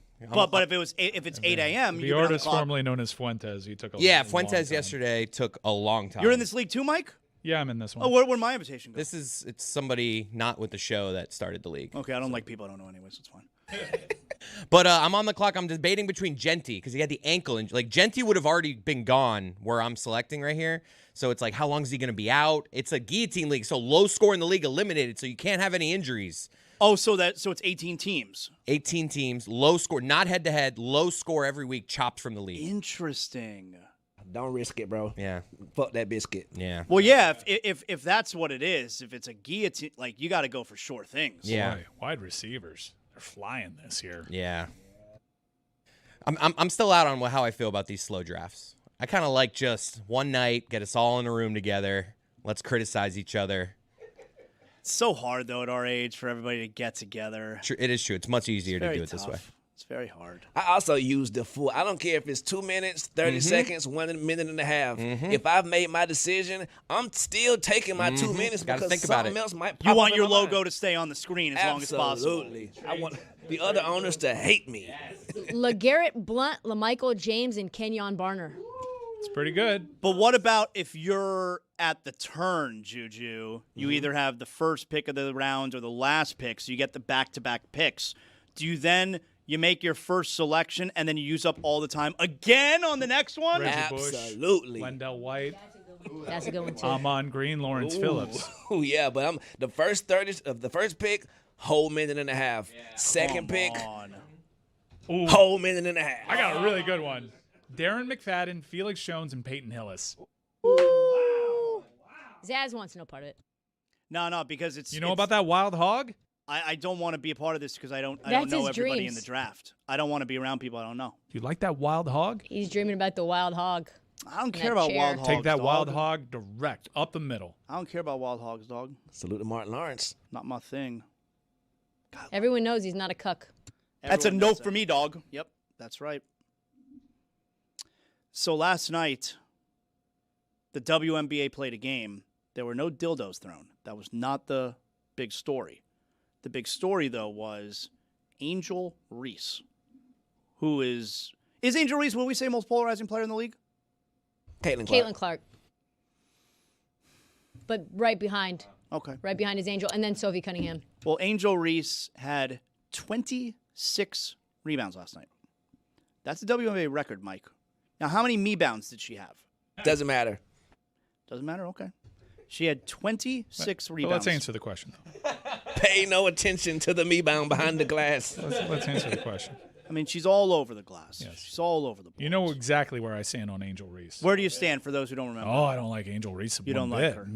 No. Now, I also don't watch Angel Reese at all, and I'm courageous enough to admit that. But I think Angel Reese is an important moment in equality. Yeah. I will like to irrationally hate Angel Reese, and I feel bad. A little bit of me feels bad You because don't feel bad. From what I hear, she gets a lot of this. Yeah. You know about that guff? She gets it. But equality means I can irrationally hate you for no good reason. Right. And that's where I'm at. There are male players you irrationally hate, so why can't you irrationally hate female players? 100%. I get that. Good a lot for of you. people with Kirk Cousins. I don't like his face. That's I not don't fair like to Cade Kirk Cunningham's Cousins. face. I like There him. you go. They're just people that you don't like. Bust face. And to not afford women that same opportunity makes you a sexist. Absolutely. So you hate Angel Reese's face. Oh, don't like it. Don't like the meat bounds. Don't like the game. Don't like to watch at all. Also, totally uneducated on the matter. I love Angel Reese's face. I think that she is one of the most generational talents to ever come through, of course, Atlanta, but maybe the game of basketball, because as much as we highlight the scorers, as much as we highlight the defenders, Sis is a scorer / defender / everything, like my boy Slash from the Pittsburgh Steelers back in the day. Oh, I thought you were going to say Guns N' Roses. she can do it all. I think that the only thing about my sis now, when she blow past you, she still looks for that contact, and it enables her defender to get the block, like Cam Brink last night. I saw 5 Cameron blocks. Brink take Salute. her lunch money on that one play. Might have been a foul across the face, may not have been a foul across the face. I'm not a referee, but I think she can improve on her offensive game. I had someone, this is my thing with Angel Reese. I had someone ask me yesterday, and I never know how to answer this question. They said, I don't follow the WNBA, but obviously I see a lot of the headlines, I see a lot of the commentary. Is Angel Reese a good player? And I never really know how to answer that, because I don't think I know if she is a good player. Yes, you do know. A blasphemy. You know she a good player. Well, here's what I know. I don't necessarily care for the me-bounds conversation, because everyone could be getting their own rebounds off of misses. She's the one doing it, all right? She's the one who's leading the league in rebounds, and she's the one who had 26 of them last night. So if it was such an easy thing to do, somebody else should be doing it too. No one else is doing it. But when I look at her, when she has the ball, her as an offensive player, at times she looks kind of lousy, all right, as an offensive player. But then again, something else I do know, she's on an Atlanta team right now that's winning a lot of games. Yeah, she is. And on top of that, she's one of the reasons that the Atlanta Dream lead in terms of points in the paint. Like, yes, she shot 4 for 14 last night. Yes, she needs to abandon a hook shot completely. I think anytime you just recklessly throw the ball up over your head, no matter who you are, that's a miss. 31, though, against Phoenix. 31 and 14 with 4 steals. Like, Angel Reese, very clearly a good basketball player. It's pretty good. Exactly. And I would like to point out one of the most amazing stats. No music involved today. Do you know the top 3 steal leaders in the WNBA are Ryan Howard, Jordan Canada, and Angel Reese? 3 Atlanta Dream players. Ron Howard? Ryan Howard. Ryan Howard. The first baseman. No, not that Ryan Howard. The Ryan Howard. From the I don't know Office? who you think the Ryan Howard is. From Kelly's but it's boyfriend in the The first Office? baseman. Not that Ryan Howard. I'm talking about the Rhinestone The one Cowboy. that joined us with that pitch man that... No, And not Ryan. R-H-Y-N-E. Like like a watermelon rind. Oh, Ryan Howard, Yeah. or like Ryan Sandberg. Not like him, but like a cowboy with rhinestones. Oh, Rhine, Ryan. But with a Y, like Trista. That's where it is. Right. So you know how incredible to have a team with 3 of the league-leading steel leaders? That's crazy. Salute the Angel Reese. But not Ron Howard. Not Ronnie. Definitely Quite the visual, not though. Ron Never. Howard.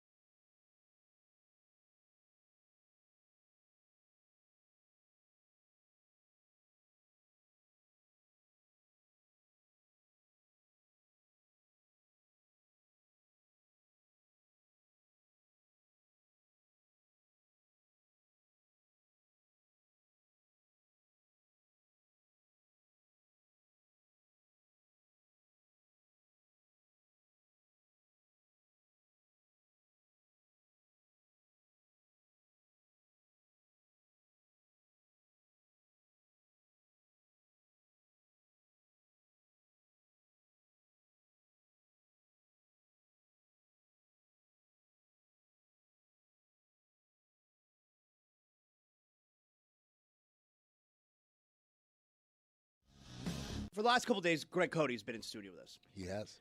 And yesterday, we played another clip of AEW wrestling where we believe they must have a Le Batard Show fan, or maybe just a Greg Cody Show fan, who is injecting Greg Cody's catchphrases into their programming. I heard the bit. I don't agree.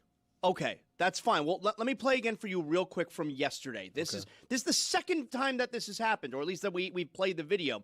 This is from yesterday where we believe AEW programming is using Greg Cody catchphrases. Give this a listen, I mean. Juice Robinson versus Clark Connors. Who won? Who? The Guns versus the Dogs. Who won? Who?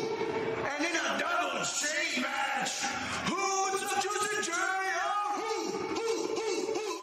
Now, Baja Men can also be upset. That's what I'm thinking. I get Baja Man from that. Who let the dogs out? Well, okay, but he did it with the inflection. Who won? Well, he's building. All right. I'm full disclosure. Like I said, not disclosure today, but full disclosure. Okay. I went into this yesterday ready to poo-poo it and tell you, Greg, no one cares about your catchphrases. No one is using them on AEW. Like, don't be stupid. And I heard that, yes, and like I'm having a hard time denying it. And now I had one of our listeners send me another couple of clips. I'm going to play the first one here for you. But both of these clips are from the same segment, all right? Don't pay as much attention to, what's actually happening in the video. Like, who the hell can explain?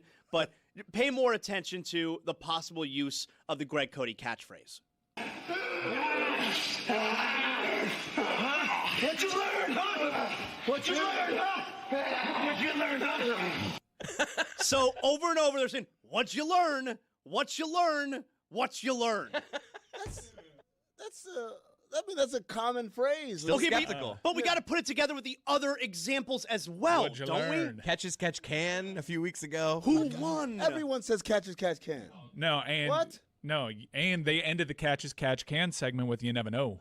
You never know sometimes. Stop it. See, Amin is playing the role that I thought I was going to play. What role? And of being indignant, that it's not a thing. I It's think you coincidence. guys are just navel gazers. You just think everything is about you around here. All right, well, play the next one. All right, so this is in the same clip again.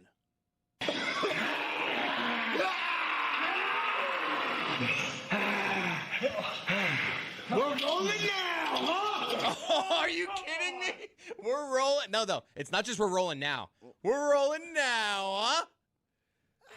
I mean, it's undeniable. you know what's funny? At first when he went, I was like, oh, that is kind of like Greg. But then he came back and it's like, oh, he just said, come on, man. It's undeniable. There's something happening. All in the same segment. What'd you learn? We're rolling now, huh? You guys have the wrestler or the writers? Well, it hasn't always been the same wrestler. Got it. So I think that in the creative room, there's a Greg Cody superfan. We're rolling now, huh? Well, this is what I would say. If there is indeed a mole in the writing room, you got to do one thing.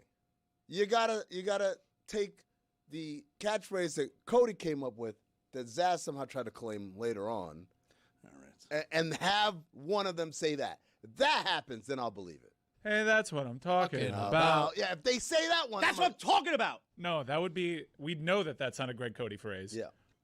They say it. Hey, that's what I'm talking about. Then I believe it. That's what I'm talking about. Tom Brady, I'm guessing, would not like you ordering for him. And I think in general, athletes are going to have some control stuff that makes them predisposed to not want someone else to pick their preferences for them. I think they're more likely to have some control stuff there than the rest of us. The chef is going to bring you to the table and bring what he feels is the best of his abilities. You're going to be like, no, I don't like shellfish. Sorry. Weenie. I don't want a chef to order for me. What am I, a child? Why are you going to his restaurant then? I've been been to pick what I like. Bring me a lobster. Bring me a filet mignon. I've been to a restaurant with you where someone brings you out a bunch of stuff. And? I mean, and that's not my preference.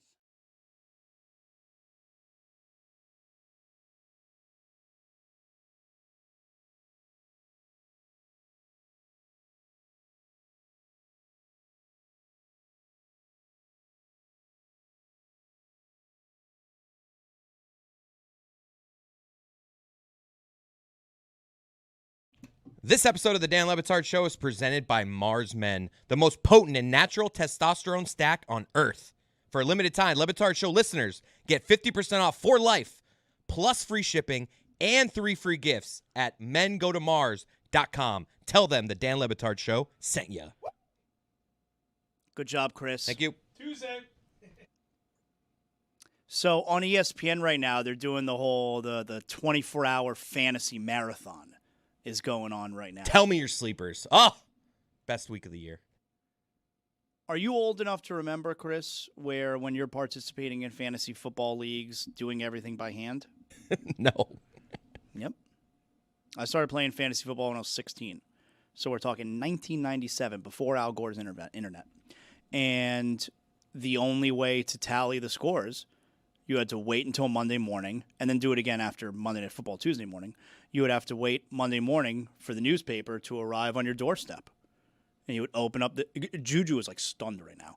And you would open up the sports section and you look at the box scores. How did Ricky Waters do? Yeah. And you tally up the points. It was the only What was your team? way to do it. For Rott, Ricky Waters. I remember my first 2 ever fantasy football picks. So we're going to 1997, that season, 1997. I had the last pick of the round, 12-team league. Emotional.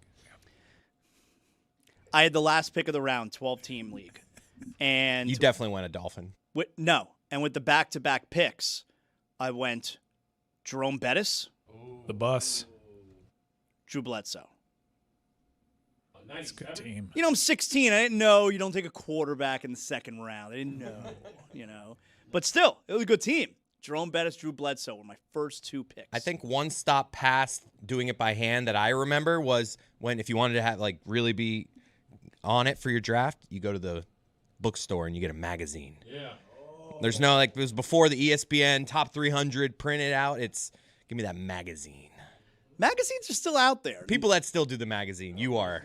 Well, the That's magazines crazy. are so dated because they come on the bookshelves in June, and the season starts in September. A lot changes. But back then, Juju, I had to open up that newspaper. You tally the scores by hand. What?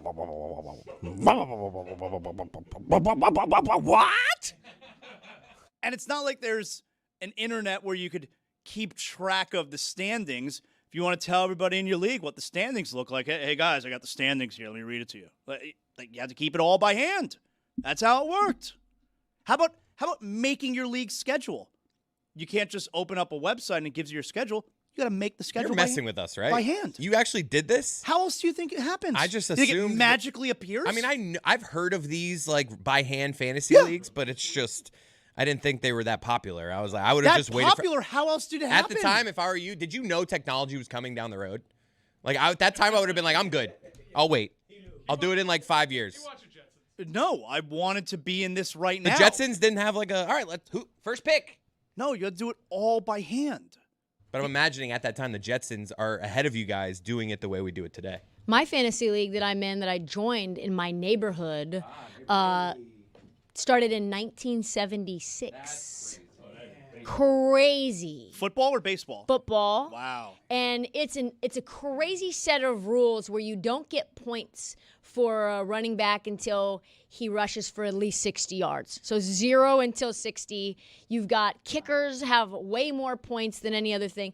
Wide receivers don't get any points until they get at least 5 catches.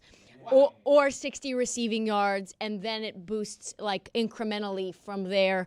Quarterbacks don't get a point until you throw for at least 200 yards. Wow. So it makes like there's just plenty of time. It's 20 rounds, 20-round draft, and many days just go like many players just 0 points, goose egg, goose egg. Not gonna lie, that egg. league sounds awful. Bad league. I agree, and it's expensive. I don't know why I keep doing it. I think it's the provenance of the 76. So we had scandal in my league one year. Scandal.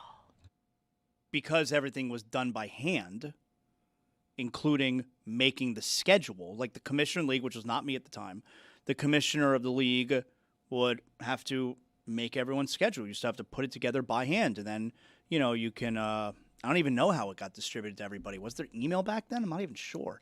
And there was email. Okay, so it was email. So it was probably emailed to us, the schedule.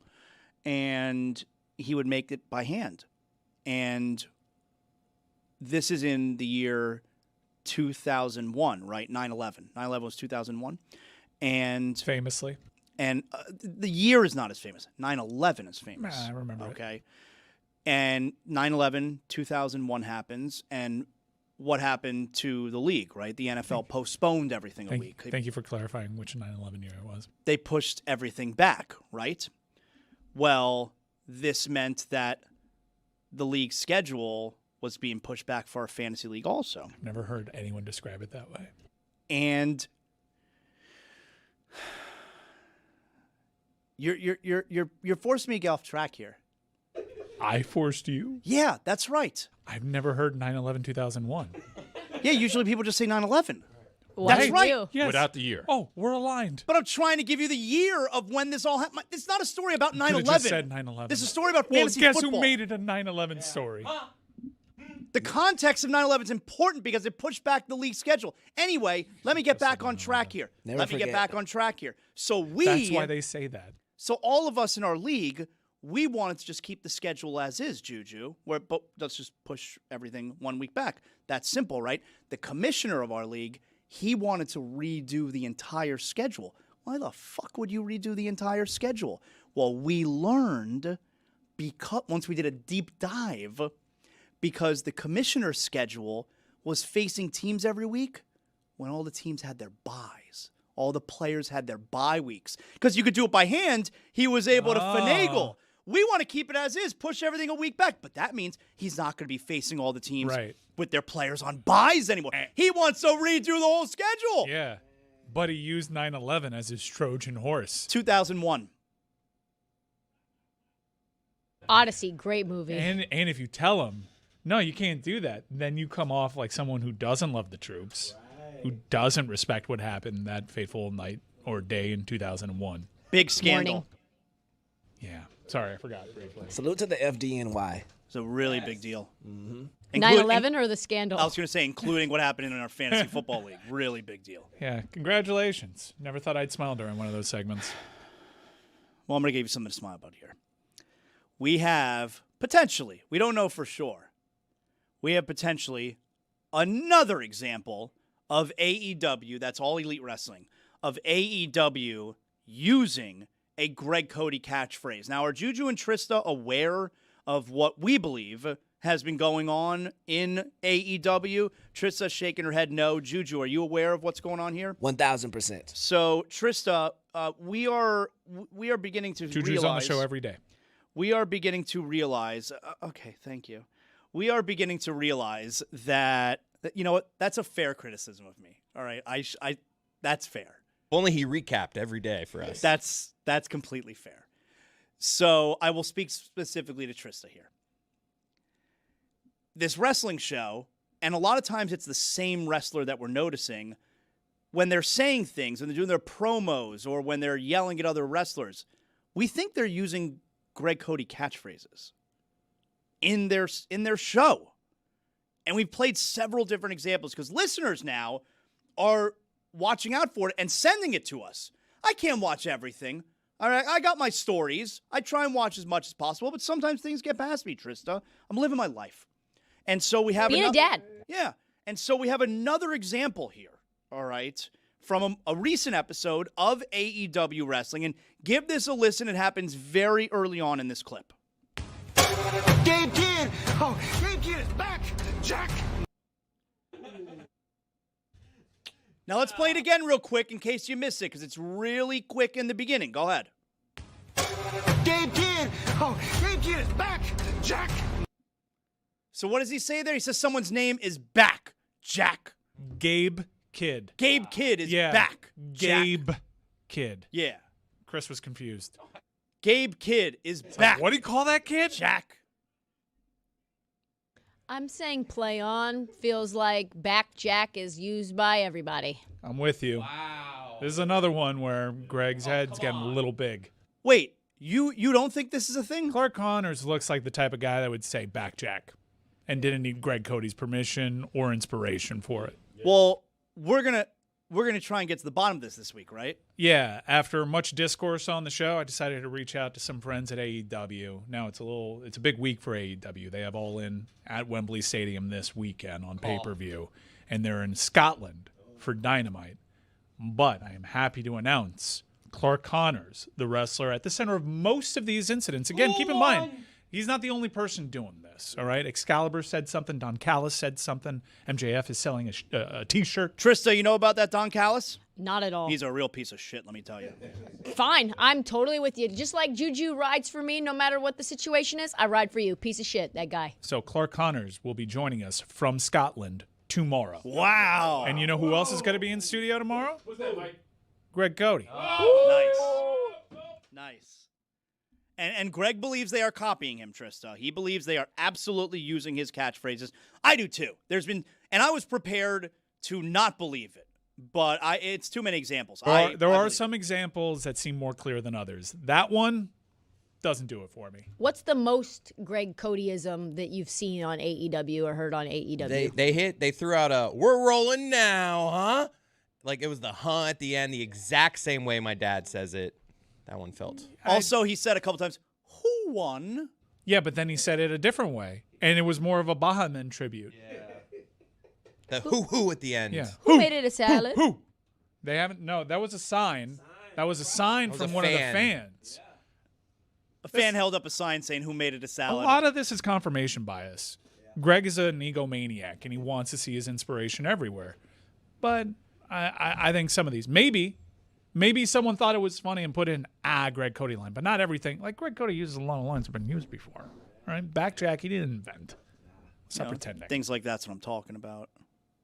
He did start that one, though. I can vouch for him. He started, hey, that's what I'm talking Yeah, about. he started it after I said it. Yeah. No, you do a different thing. It's not the Started same. saying it right after I You said say it. that's what I'm talking about. That's what I'm talking about. Yeah, but you copied Greg because he's much older than you. I would Much never older. copy And he was like, anybody. hey, that's what I'm talking about. Nope. Everybody knows two things about me. One, I'm not a cuck. Two, I never copy anybody. Scandal.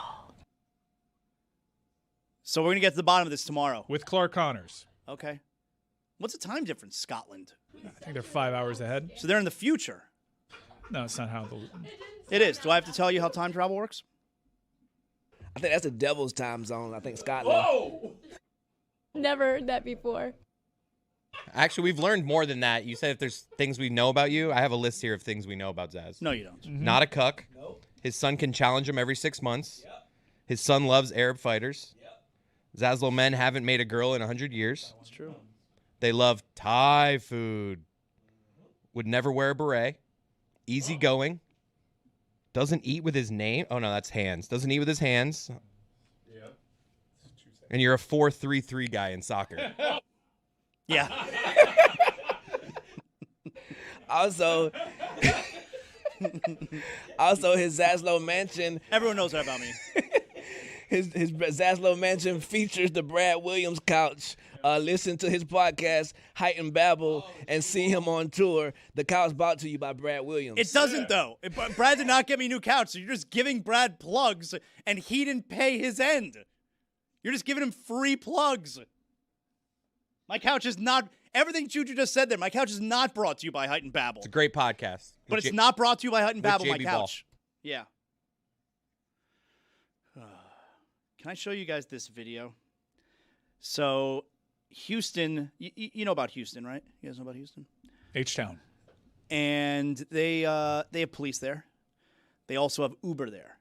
And in this video here, the police and the Uber, they work together to fight crime.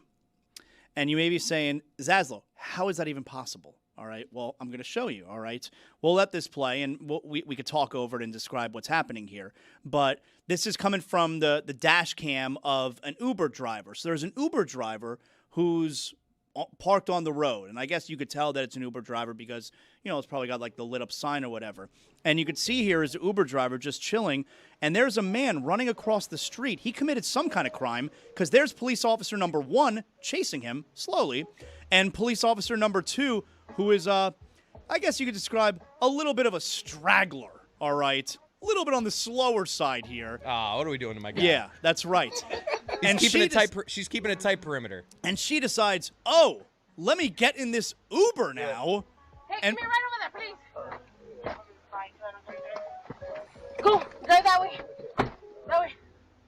She's in the Uber now. Go. Telling the driver to take me to the man we're chasing. I would have been like, did you book this? And now during the What's your name? drive, look, now they open the door. Which way did he go? Over there. Go that way. Oh, hell no. The other cop gets we're in. not doing this. There's a cop in the first seat and in the back seat. That's him? And the Uber driver took them to the guy, and they get out, and they proceed to chase him again. Hey, look, that's a veteran move by him. He looks back, make sure they didn't forget their phone. Chase is a strong suggestion of what they're doing right now. They're walking now, the police officers, once they got out of the Uber. Was this just an Uber?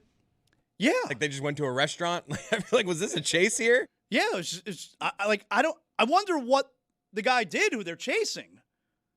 Luckily, he had that video set up in his car. Yeah. Because if the criminal looks over and see you drop off the police, I'm telling the whole hood, boy. Bruh telling, bruh snitching. Get him out of here. Now, when the police officer jumped into the Uber and is like, go, him over there. Like, I'm surprised, like, the Uber driver didn't just, that's not how Uber works. You got to get out the app. It's 2026 though, and he seemed like he might have been a brother from another. So I don't think you want to say that to the police. But in the movies, you just have to flash your badge and you yank them out of the car. You say police and you boot them out. I'm commandeering this vehicle. Yes. He would have got his ass beat. I'm going to just say it. If you told them ladies no, he would have ended up in jail with bruh. I mean, look at this. You can see that the timestamp, this is from earlier this month, and it looks like it's just after midnight. It's at 12:26 a.m. Nothing good happens if you're out after midnight. And, yeah, female police, there's homeboy again. Just running, trying to escape. She's not fast enough to catch him, but she's trying. And then the other police officer, a little bit on the heavy. You're not supposed to run together. You're supposed to space out. Well, give her some good backup. You know, I got a guilty admission. When I see police chasing criminals, I always hope the criminal gets away. I'm so sorry. Really? Yeah. I also hope the criminal gets away. Scandal. I believe in law and order. I mean, how shocked is this Uber driver? I was like, what do you want me to do? Where are we going? Also, it's just not a good look for Houston. Houston is a city that I associate with Tex-Mex and 6-lane highways, and those police officers have been eating hella Tex-Mex. Yeah, good Tex-Mex. Allegedly. Papacitos, a little chain out there. I saw this gnarly video. I can't toss to it because I wasn't like, it's not that gnarly to put it on the show, but I didn't know that this was a genre that we were going to. It was in Times Square. And did you see the video, the motorcycle video, where they were like arresting one dude that was on a bike on the ground, and some like dude on a motorbike had no respect for authority and wanted to just blow past it because motorcycles kind of live in this in-between space where traffic laws don't apply to them because they can get away easily. And the cop just sticks his arm out and slams a guy to the ground. And then a dude didn't learn that lesson. Another motorcyclist tries the same thing, and he actually got away. Wow. Because they operate in this weird space when it comes to traffic laws. Scandal. I'll try to find the video. Because he yanks a dude from the bike, which I'm like, I've always kind of wanted to do that without hurting anybody. But it looks cool. Like he didn't jam his shoulder out of the socket or anything. He just grabbed the guy. Off the bike. Bam. Off a bike. Also, during the Knicks championship celebration, Herschel Walker must be a fan of them because the cops had this guy cornered. My boy got up out of there. I'm talking about saxophones was playing as the cops was just looking around. Salute. Herschel? Herschel himself. The ambassador. I think he's also a cop. And an MMA fighter. One of the greatest dual athletes ever. Famously only eats one meal a day. What? Yep. I do that too. Not famously. Occasionally I cheat. Today we have shaza kebab. But if I eat twice, it's within a 4-hour window. You know who told me that? Skip Schumacher. Nice. And he said, don't eat after 7 p.m. He said, nothing good happens after 7 p.m. You only eat once a day? I aspire to, but it depends on how good lunch is here. And if so, then I make sure to eat dinner inside of 4 hours. Don't you get hungry? No. And I have an ulcer now, so that's good. It sounds like everything's going well for you then. 40. Ton of bricks. I don't understand. You eat one meal a day? Yeah, it's a big meal. Sustains me. That doesn't sound healthy. Thanks, I look good. You do look good, but there you still, go. There we go. Day. There was a compliment. All right. How do you know you have an ulcer? I can feel it. Well, how do you know it's an ulcer? I've had one before and it feels like the same way. What happened? Right here, it's kind of like. What do you even do? What does that even mean? It'll heal itself. But what is an ulcer? Brother, I'm trying to look up this motorcycle. I'm talk more to interested someone in else. this. You already told the motorcycle story, Talk man. to someone I'm trying else. to find it. I can't find this video. I want to know what an ulcer is an open sore on the lining of the stomach, small intestine, or esophagus. It happens when stomach acid damages protective tissue. So you feel burning pain in the upper mid-belly, which is exactly where he said. That's right there. He gets bloating and burping. Mm-hmm. He gets heartburn and indigestion. And maybe, which we don't know, nausea and vomiting. I haven't had that. I get full quick. I had this really rich meal, and sometimes a really rich meal will be the impetus for the ulcer. I was like, why am I extra full? And then it's kind of stayed with me. Every day, getting a little bit better. So you have an open sore in your stomach? Yeah, I'll be all right. And you're just hoping that's going to heal itself? You know what helps? Not eating all that often. I feel like ulcers are things that you contract when you're stressed, right? Isn't that a stress thing? Yes. Ulcers? Are you sure it's not gout? My boy Zaz is made of questions. Yeah. I need that video. Yeah, you might have gout. Yeah, I don't have gout. Gout's gross. I don't have gout. My digits are fine. I've had gout. I have an ulcer. And yes, open the news. I had gout in my big toe. You don't open No, the news. not a big. I had it in my knee. I'm sorry. Big toe is a very common place to get gout. I had it in my knee, which is also a common place. King's disease, they call it. Rich man's disease. Yep, King's disease. You're right. Mike has got big feelings. If Mike is looking at the news and getting an ulcer from the news, Mike is one of the more high-feeling men that I know. It's like, eat his cat. Yeah, we should all have ulcers, actually, watching this damn regime. Yeah. Mail-in voting, it's out. What kind? No. They get to pick and choose who's okay. Yeah, that's right. Homeland Security, I'm sure, will develop a nice little roster. Ulcer. Have you guys seen this story? This broke, I think it broke yesterday morning, okay? And we didn't get around to it yesterday, where San Francisco 49ers owner. He's called Jed York. And he was arrested for prostitution. And if that's not strange enough, all right, it's embarrassing, arrested for prostitution. But apparently he was arrested near a trailer park.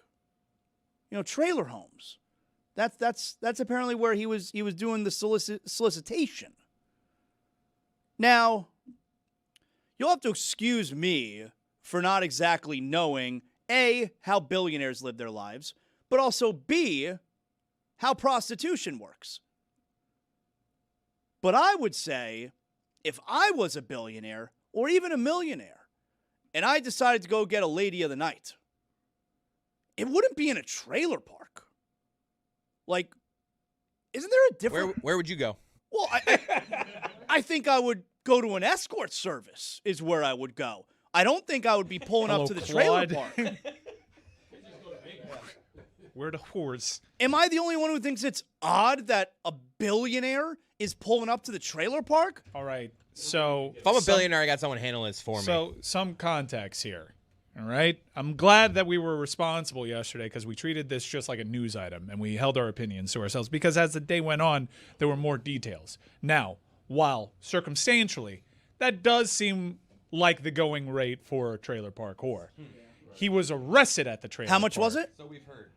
So $140, which is allegedly. Get what you pay some for. people have tweeted that's less than my fantasy dudes. I have no context on whether that's good or bad. So this might be an unfortunate thing. People see the price and say clearly that's a going rate for a trailer park prostitute, but he was just merely arrested near the trailer park. So people are jumping to an unfair conclusion. That's elitism. Maybe she lives in a perfectly good house near the trailer park. Well, it says here he was arrested upon arriving at a mobile home park in East Palestine, Ohio. There's conflicting reports on that, and he did file for divorce in May. I often have to cut through a trailer park to it's just an easier route. So on your way to a prostitute? No, I'm just saying I often, because of my neighborhood, the way my neighborhood's set up, I do cut through, so I could be pulled over in there, and I'm just passing through. Yes, that could have. I'm just you're just throwing out things it could have been. And you're getting offers all over the place, right? No, I've never got an offer. I was just giving my bona fides Never? on the trailer park. Tahoe. Oh, I mean, we used to work on South Beach. I got way more offers there than I did. Yeah, but it was more like drugs. It would be walking by coke, weed. Yeah. Loud. Got that fire. Got that gas. I don't know about my look. They think I'm interested. You look like you're about that gas. Billy Gill never got it. No. I got it weekly. Yeah. He's worth an estimated $8.5 billion with a B, $billion. It's a kink. That has to be what it is. To slum it. Yeah. Let's just see how the other half live. Maybe my boy fell in love, man. Like you say, we Fell jump into in love? inclusion. Hey, look, T-Pain has a song that What's says, your real name? Exactly. I'm in love with a dancer. Yep. So it's like maybe my boy is in love with a prosto. Talk to me, Juju. And then he damn, I ain't never had it like this. What you want to eat for lunch, bruh? I'm going to Quiznos. Do you want anything? She says yes. He's dropping off some Quiznos to her, and then here go the damn fuzz. I miss Quiznos. We don't have it down here anymore. There is one. Where? On Bird. Oh, that's a little far from me. It's adjacent to a storage facility. He pleaded no contest to misdemeanor There's a good charges prostitute right around the corner. of disorderly conduct and possessing criminal tools. What are criminal tools? Exactly. What is a criminal tool, Butt Chris? plug. Is that a dough? It's a butt plug. Have you been to a WNBA game lately? It's a dough. Don't get me started on the dough throwers in the WNBA. If you throw a dough in a WNBA game, you, sir, you, ma'am, you, they are lame as hell. Let's be Get 'em honest, outta Juju. here. Is it a they? Is it a she? No, it's a him. Straight white male. Straight white man. Straight white Love a dildo. Or Straight white claims to hill. be. I no longer find it funny. Wow. You claimed it? Did you say that Initially, I Very see brave. a dildo in a playing surface. I'm like, that's funny. And I'm not going to treat the ladies any differently because when I see him thrown at Tom Brady's New England Patriots in Buffalo, I was like, that's funny. If someone threw a dough during an NBA game, that'd be hilarious. You know me, I'm big with equality. And so the first couple of times, I'm like, all right, yeah, I can see how that's rude. And it's a different sport. There's more separation, and they're wearing helmets in the NFL. So it's not exactly apples to apples. And plus, they're ladies, and I don't like the optics of that, no doubt. But I chuckled the first couple of times, and then it became a thing. And now I've emotionally evolved to the point that I don't think it's funny anymore. Kind of like a Borat impression. Slays the first couple of times, not as funny now. I think Tasha Cloud said it best.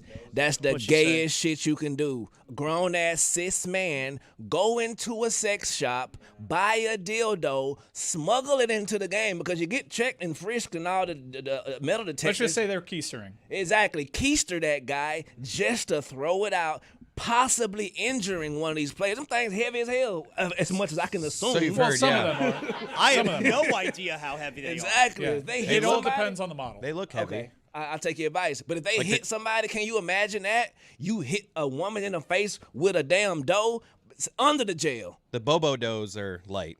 The good stuff are heavy. Because there's batteries in them. Nice. Mm-hmm. But why would you get one with batteries just to throw out on the court? It feels to me like it's, hey, why did you buy a dildo? I see this on your credit card receipt. And it's like, I mean, I was just throwing it out on the court. I don't even need it like that. I was going to a game.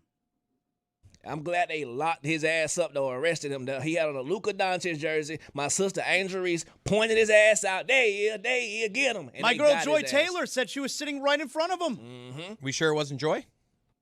I don't know. Pretty sure. I'm sure Pretty it sure it wasn't was. Joy I don't think it Taylor was that Joy. threw- It was probably not. He brought up Joy. That's crazy by Zaz. Scandal. We had that video from Times Square. Oh, they're talking about the dough. Yeah, no, not the dough. All right, so here's a video from Times Square in which police are arresting someone, and then boom, cop knocks somebody off of a moped. Why though? Why? Well, because he was just burnt. Like they were closing traffic, and this guy didn't think that the law applies to him. And so, now look, the cops, they try to stop. Hey, you're not coming through here. Another motorbike tries to do the exact same thing. This motorbike dodges through traffic, gets away from the cops on foot, pulls away, gets away with it. He's like Batman. That's a good Uber Eats driver right there. 5 stars on Uber Eats. And Grand Theft Auto, 5 stars. Can I tell you something about this Uber Eats? It is so expensive now. I ordered yesterday. I don't usually do Uber Eats anymore because it's really gone downhill. That's all right. Famously, I think another sponsor is on our show, so let's just be careful. Good. It's gone downhill, so that's a good thing for me to say that, right? Yeah, because now Uber Eats will never. You could just say delivery service. Scandal. I got a delivery service yesterday. All right, Wonder a which delivery one. service that's gone downhill, and we got. Can I say the place I got from? Only if it's positive. Wait, whisper it in my ear. Back channel. No, don't do that. Really? No, college football spends. Oh, man. All right, so I got from a place. Can I say what kind of food the place has? You can say chicken. We got it from a fast food chicken place. Oh, dude. Oh, wow. I What? know exactly what you mean. What? We got it from a chicken place. You had to say fast food. Well, yeah, because that goes into the story. That's the whole point of the All right, story. there's It's fast food. There's like 4 or 5 of them. Yes, it's fast food. Okay. Closed on Sundays? Got fast food for both my boys. All right. Not even for me. For both my boys. Anyone want to guess how much it was? Regular fast food. I'm not talking about grown boys where they each got 3 hamburgers. No, a regular meal. Okay. Look, I'm as progressive as they come, but you get me on one Saturday morning, I'd pay $300 for that. I'll play your games as $24, I think it was. $50. What? That's so much more than I guessed. $50. $50. See, you're doing it wrong. I don't even touch a restaurant establishment on those apps if I don't see that red long thing that says buy one, get one free. Got to find the deals. Juju's Exactly. spot on with this. That's all. Maybe you're right. Maybe that's what I got to do now. Happened to me yesterday. I didn't want pan con piste, but guess who was having them? My wife's like, why do we have 2 chicken bowls? I'm like, because they were BOGO. Exactly. Enjoy your lunch. You're welcome. Expensive nowadays. Rude lady. Man. So, Juju, I want you to explain this to me here. I saw this clip online, but I haven't watched it yet with Tracy McGrady, where Tracy McGrady is, I guess, posed a very important question from his cousin. Isn't that their podcast? It's like the Cousins podcast, right? For sure. Vince Carter and Tracy McGrady. So what is this clip here that you're going to set up for me with Tracy McGrady? Vince Carter asked my boy the golden question. Which is more valuable? Which holds more weight? A regular season league MVP or a championship in the NBA? And he had this to say. KD was on the Fred VanVleet podcast, and he was talking about regular season MVP holds more weight than winning a championship. What are your thoughts on that? Regular season MVP holds more weight than an NBA championship. And the reason I'm asking you that, regular season MVP holds more weight than winning a championship. Hell yeah. So why wouldn't it? Well, the first thing I would say is you're probably saying to yourself now, whoa, Fred VanVleet has a podcast? I didn't know that. And, of course, he has a podcast. Everybody has a podcast because if you don't, you're a huge loser. I just added it to Real or Fake. The Fred VanVleet podcast. So here's my first question. Tracy McGrady's answering it like, man, that's a stupid question. Of course, regular season MVP is more important than winning a championship. But are we talking about winning a championship and you're the sixth man, or you're the best player on the championship team? Because those are two very different things. Because if we're talking about, being like the sixth man, then yeah, what Tracy McGrady's saying makes sense. Kind of like how would you rather be in the Hall of Fame or win an NBA championship? Being in the Hall of Fame is, I think, much better. But if we're talking about regular season MVP or you were the best team, best player on a champion, like take Dwayne Wade, for instance. Dwayne Wade never won a league MVP, and he was the best player on the 2006 Miami Heat champion team. Dwayne Wade, NBA champion, is much bigger than never being regular season MVP. Yeah, I also think it sounded better coming from Kevin Durant, NBA champion and MVP. When it comes from Tracy McGrady, you can poke holes in it saying, oh, you just want to do that or making excuses. Even though he didn't win he didn't win MVP. Nah, but still, his value of it may be a bit skewed. I think that he has good points because sometimes you win that championship and you're not an NBA 75 greatest player. But once you get that MVP, nobody in the league was better than me this year. This whole LeBron was in the league. Everybody was out there, grandbabies, gather around the fire. And let me tell you about the year. I was better than Nikola Jokic. Yeah, I get what he's saying, but there's some context there missing, I guess, as to what kind of player. Unless you're Steve Nash, who actually wasn't better than Shaq and stole MVPs. He didn't steal those. He earned those. Steve Nash is one of the greatest NBA players of all time. That was a big deal down here when that happened. I know. That was the 2005 and then 06. Yeah. Dan wrote the big column for the Miami Herald that Steve Nash won it because he's white. And scandal. Wait, Dan wrote that? Yeah. Dan did.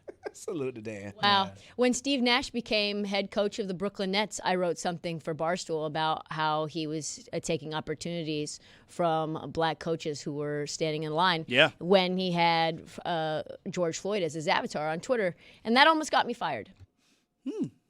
From Barstool. They said I sounded too much like Deadspin. What? Ally. Ally. They didn't love the allyship. I don't even know what that means anymore. Was Deadspin considered progressive? Yeah, at that point. At that point. At that point. Well, I mean, to them, forever. Okay. Yeah.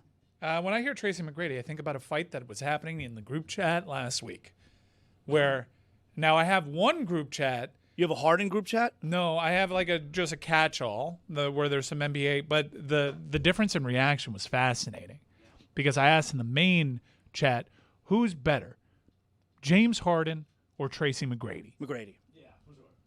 I felt so too, but Harden won on votes, and it wasn't close. And I asked a group chat that featured Sedano, Izzy, Zach, Harper, and me, and I was like, "Who's the best from these two, Harden or T-Mac?" And they all said T-Mac, and it wasn't even close. Yeah, McGrady. So the people that had no ball were like T-Mac, and they're like, T-Mac was 6'10", and while he wasn't a great defender compared to James Harden, he's Bruce Bowen. So good, but. I think most people, if you polled most people, which we probably should, they would say James Harden. All right, Juju, put it on the poll. Who was a better player, Tracy McGrady or James Harden? I feel like whenever we do a James Harden or, Harden never wins. Has Harden ever won a James Harden? Who would you take, James Harden or? Is he even a better Rocket? Probably a better Rocket. He's probably a better Rocket. Yeah, usually people just say 9/11.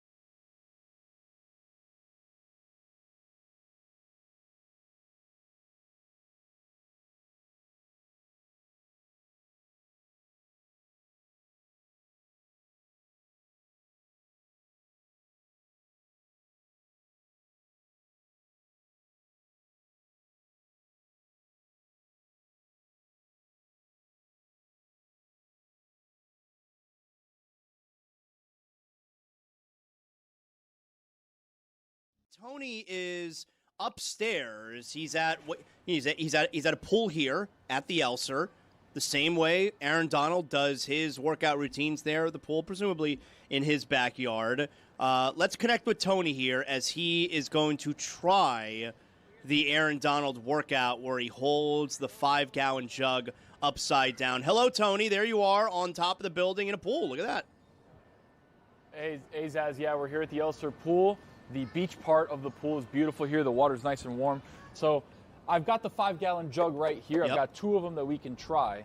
Obviously, as you remember in the video, if we can play it, he does the first just single gallon. Yeah. So we'll do that right now. Okay. This should be pretty easy. Yeah, I could do that. That's not Let's hard. really pay This is attention. pretty Kind of go. easy, yeah, Can you this give is- us a side look? We want to see how much shaking we got from your arm here.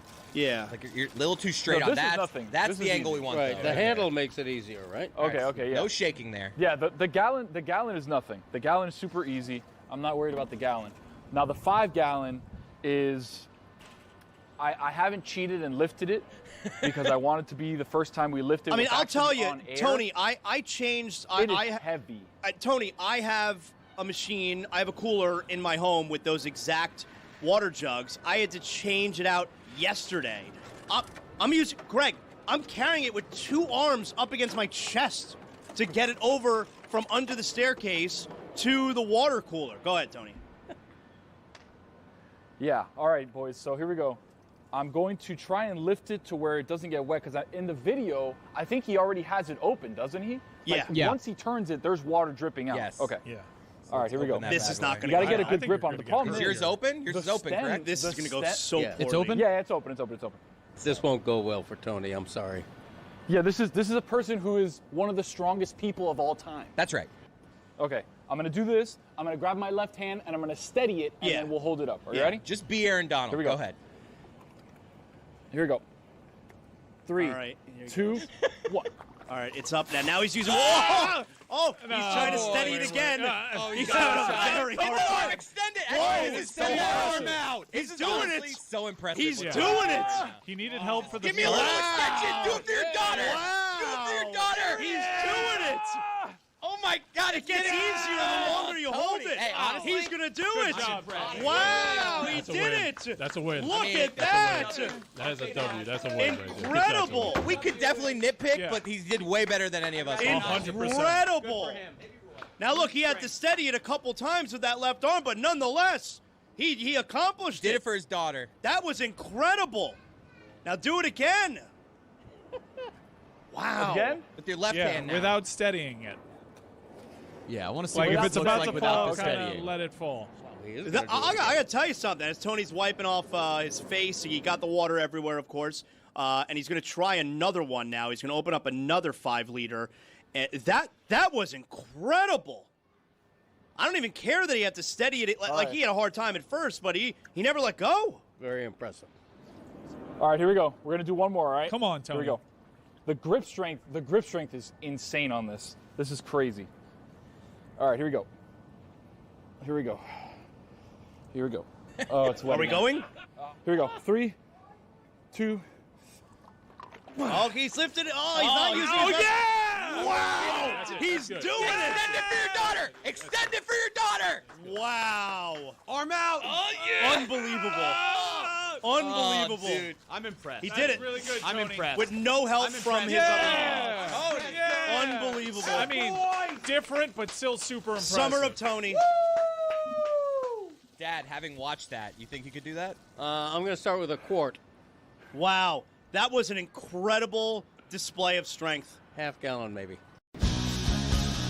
I came for the 60 Minutes thing, literally, and it was awesome.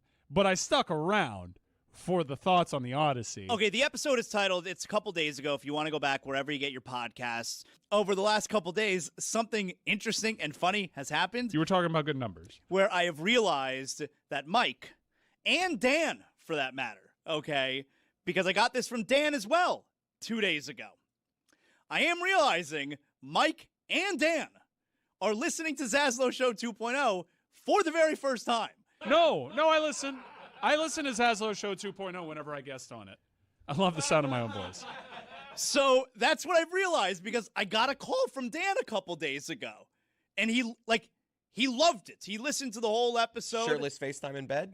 And I don't expect him to listen to the whole episode. All right, like episodes are about 45 minutes. I don't expect him to listen to the whole episode, but he clearly sat there. Maybe it was in his car. Maybe it was shirtless in bed. I don't know. And listened to the whole episode, and he loved it and said such nice things. I'm like, that's awesome. And it's also very clearly the first time he's ever heard the show. Yeah, I've listened to it like 7 times because I've been on it 6. Yeah. So I like the Zaslow Show 2.0. You enjoyed it a couple days ago. Yeah, I enjoyed it, and I think I've heard like ones here and there. Like when we made the finals in hockey and in basketball, I'm like, yeah, let me listen to a caretaker of South Florida That's sports right. and do his character bit. I love it. I'm a huge fan. It's not a character. Yeah, it is. You do. Come on, you have a bit. You're amplified like The Rock. Any hoodles. I stuck around for the thoughts on the Odyssey, which I thought I got them all. You loved my thoughts on the Odyssey. Yeah, well, it starts. We get off to a real hot start because the way that you start. See, I have a hard time remembering. I wish I could remember exactly what I'm saying. Here's how it started. Tony, who doesn't know his elbow from his asshole. What? Yeah. Well, I mean, it's true. This is Catching it straight on a podcast. You can at least invite me on and tell me. If anybody knows 2 things about me, number 1, I'm not a cuck, and number 2, I always tell the truth, even when I lie. I always tell the truth. Tony. Who doesn't know his elbow from his asshole? What was the context there? I don't know. I do 3 different shows. I do this show, I do Zaslow Show 2.0, and I do ESPN Radio. I can't keep track of and what Mystery I said Crate. on each. And 4. Yeah. And Mystery Crate. But the Bolivian cut is Zaslow Show 2.0. Yes. That is the Zaz talking to nobody else, which is why he's developed. It's become his personality. The reason why he creates all these different voices, and he's having a conversation with himself. Yeah. And so he has like these really eccentric parts of his personality that are essentially a cast. Yeah.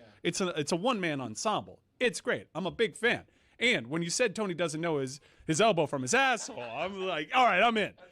But then you started going down your review of the Odyssey, and I was familiar with some of the takes. What a movie. But then I found out you were a racist. What? Yeah, you were a racist. Why would you say that? Yeah, now I could be mishearing Why things. would you say it? Yeah, why would you Why be would a you racist? say that? Why are you a racist, dog? Why are you making things up? All right, so for the audience, we did clip this section where, You better not be taking me out of context here. No, If no, you're no. gonna play I'm something, applying all the context I possibly can. I wasn't in right. charge of grabbing the context. All right. But I was in charge of being the driving force of calling you a racist. So what am I talking about here?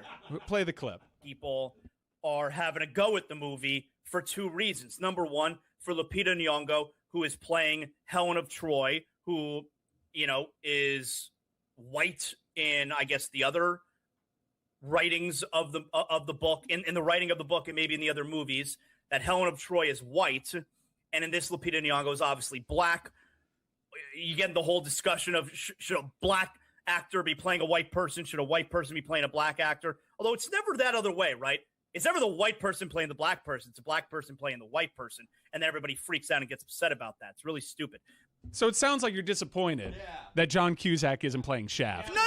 Yeah, it does. No. I heard racism. I'm disappointed that people are mad that Lupita Nyong'o is playing Helen of Troy. No, it feels like, but, you never see...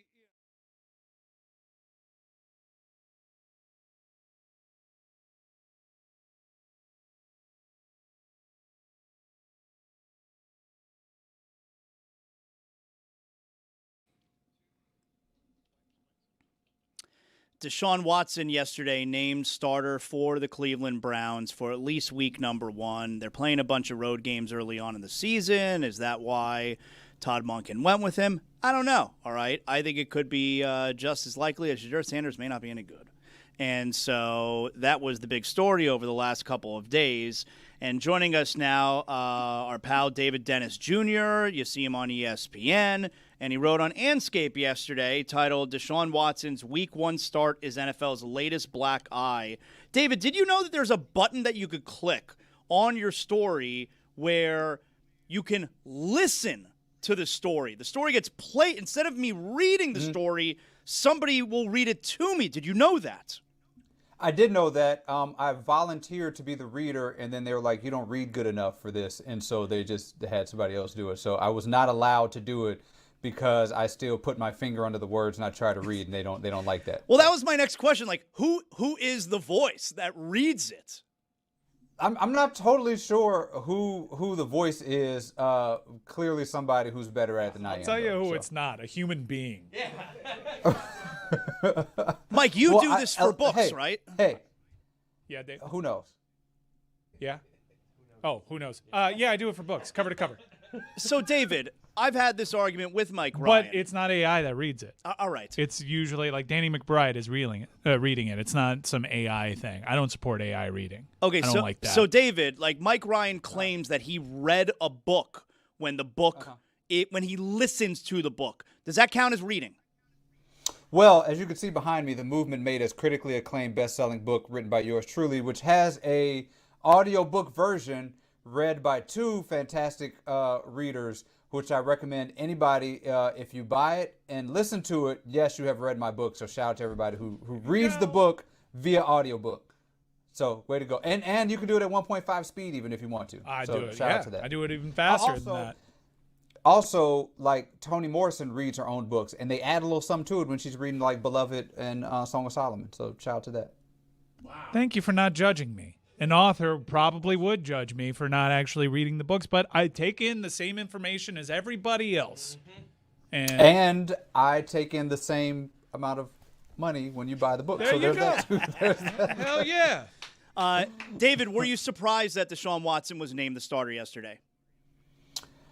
No, unfortunately. Sadly not. I was not surprised. The Browns seem to be teetering towards this catastrophe for weeks now. I never kind of bought into the, like, if this was a real quarterback debate or competition, it would have been over weeks ago, and it certainly wouldn't have been over when the guy goes on the microphone and trashes his fans and says and brings up unprompted, hey, these people may actually be booing me because I settled 27 cases of sexual assault against women. Like that generally says, hey, maybe I shouldn't be starting anymore. But the Browns were dead set on having this monster of an event happen, this catastrophe, this disaster that insults their fans, that insults us as people who are not Browns fans who are watching football, and pretty much every woman in the world. It's just one of the worst, unconscionable decisions I could think of from a franchise. But I think the reality of it is, Deshaun Watson can believe that it's personal that they're booing him. I think that's bullshit. Like, that's not how sports work. Unfortunately, our morals, we throw them to the side, where if Deshaun Watson was a good football player, they would not be booing him. I'm with you. I agree with you. Like, they're and this is the thing that sort of Browns and Cleveland folks kind of got to reckon with themselves, right? Is that you are, talking about, hey, we're not going to come to games, we're going to boo, we're going to do this stuff. And I would imagine that if it were all about all of the stuff, then you kind of would have had that mentality when they signed him. Like this would have, let's take it back. I know it was a few, quote unquote, few bad apples, but let's think back to the massage table cosplaying that people were doing on his first game. Like there was some really despicable support of this dude. And if you're a Browns fan, you kind of gotta be honest with yourselves about why you're booing this dude. Like, and what you would have done, to your point, Zaz, what would you have done if this dude were good? Like if he were, the second coming of whatever, Peyton Manning, and he showed up in the Browns, y'all made playoff runs, would you be the guys in my mentions who were like, that happened a long time ago? Last time I checked, innocent until proven guilty in America, or whatever these idiots are saying to defend this guy. Would you have been one of those dudes if he was throwing 4,000 yards a season? Do you think there's actually any... Now, Mike Ryan, I don't know if you know, David, Mike Ryan was a lifelong Cleveland Browns fan. And he gave up his Browns fandom when they signed Deshaun Watson. Now, Mike, is there a place where you would go back to the Browns? Like when Deshaun Watson's days are done, would you go back to them? We entertained that hypothetical because I'm a huge University of Miami guy. And if Cam Ward ended up going to Cleveland because they were picking high, that was a decision that I had to make. And I still have issues with the front office. A lot of those people, those decision makers are there. But I have a ton of issues with Jimmy Haslam. But, there were plenty of times, and we encounter this as sports fans, Kareem Hunt made a lot of contributions to a Browns team that did not have Deshaun Watson on it, and people felt a certain way. Now, I do think that there's a difference. I do think that there's a sliding scale. I do think 30 sexual assault allegations is a bit different than, making one or two mistakes. At 20, you start to feel like, what's going on here? But for me, it became impossible to disassociate the success of the team and the team itself from the guy that was touching the ball every play under center. And I just couldn't do it. And I hated the decision. And while Cam Ward is a unique circumstance, I don't know if I'd ever go back. And it's not like I miss them. They haven't really given me a reason to either. I did root for individual guys, though. Nick Chubb's one of my favorite players. He just retired right now. Sad to see him go. I root for Myles Garrett. I rooted for Myles Garrett while he was wearing the orange helmet. So, David, like between the Browns or even the NFL, like, are there any real long-term ramifications to any of this?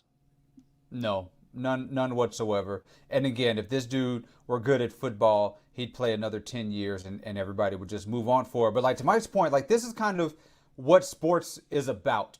Like this is really the thing about what sports is compromising your morals at certain points. Like there's really no apples to apples thing here that you could talk about. Because like you could say, hey, you talk about Deshaun Watson, why don't you talk about XYZ dude? And it's the fact of like everything we do is sort of compromised in this sort of way, especially sports. Like we are rooting for teams who are owned by some of the worst people that you can imagine, some of these billionaires. And like, where do we draw the line? And yes, it's going to be inconsistent. Like, yes, there are going to be things that we compromise by ourselves and say, I root for this, but I don't root for that. Zaz, we're big wrestling fans. Lord knows that there are tons of complications with that, tons of things that we would not condone, but we still go to these events.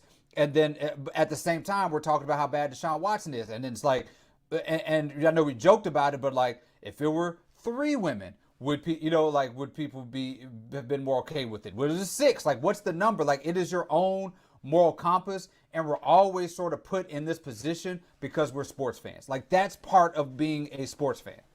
Chris, do you ever think about, like, as Dolphin fans, we were kind of close to this being our problem. When the Deshaun Watson thing was going on, it was what? I think it was the Dolphins and the Saints. I think the Falcons. And there was that brief moment where I was relieved because this was something that was hanging over the Browns. Yeah. And they were actually ruled out. They were. And they got back into it with this unprecedented contract. Right. He can stand up there and talk about how he puts the helmet on and the jersey on to represent the city.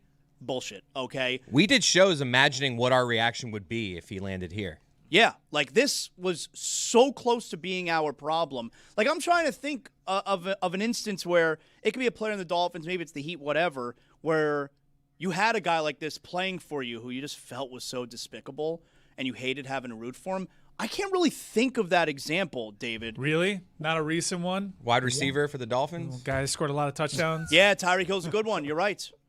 Tyreek Hill's a good one. Piece of garbage. And I guess there was enough time in between because the allegations against him was when he was in college before he got to the Chiefs. Oh, he got some. There was a few more. Yeah. In Kansas City, yeah. Yeah. That's a good one. So that's probably the one. And yeah, I kind of brushed it to the side because that's how sports fandom works. I think anybody who is a sports fan has had this moment with their favorite team where they're like, I got to make this tough decision. Yeah. And yes. It is, and it is a tough decision. I mean, it is a decision. It's a tough decision. I know people who, to this day, have not watched NFL since Colin Kaepernick, got blackballed. Like that, there's people who just I will not take part in it, and there are people who are immediately back, and you kind of justify it and all this. I mean, Cowboys fans have the biggest sort of black fandom in the country, right? And like Jerry Jones was like somewhere in the vicinity of the Little Rock Nine.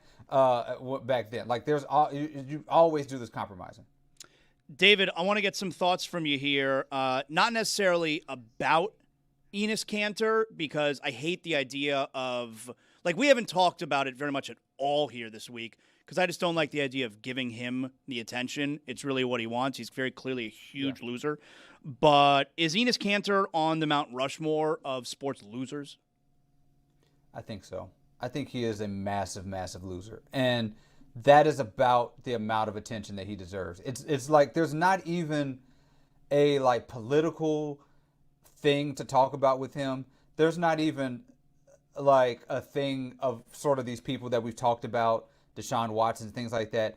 It's just you're a loser, man. You're just kind of a bum and a loser, and it's not even sad because there was nothing to be like you're just kind of a loser. That's really what it is. Like I found very little commentary. Like Juju, have you seen anyone online who like appreciates what Enes Kanter did a couple days ago? Unfortunately, I see them by the droves online, which I just don't But understand. appreciating what he did at the game. Yes. Not like the whole stance, but Bruh. confronting the girls and... It's dumbasses all around. And I think that, bruh, whatever you fighting for, if you got to manufacture these moments, you the damn problem, dog. Like, if you see him, you see Royce White, and you be like, yeah, you the damn problem because it's all ridiculous. They trying to hijack these situations and these topics and put them over here just because that's what they want you to do when they falling for it, bruh.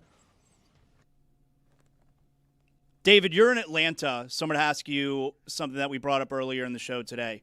Angel Reese, good player or not a good player?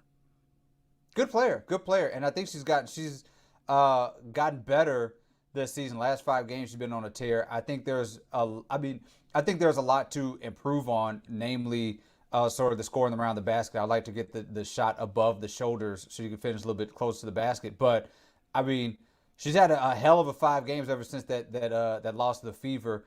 All the rebounds last night. Like we can't discredit the rebounds, the defense, the pass, and the things that she's got better. And she's on the team right now that's playing well in the playoffs. So yeah, I think Angel Reese. I think like sometimes to the people who don't watch the game and love the popularity kind of overinflate the greatness a little bit. But at the same time, I mean, I think she's definitely a good player, an all-star level player in the WNBA. Yeah, they said earlier that her offensive game is very hard to watch. You know who else offensive game is hard to watch? Rudy damn Gobert, but try it if you want to. Through the stands.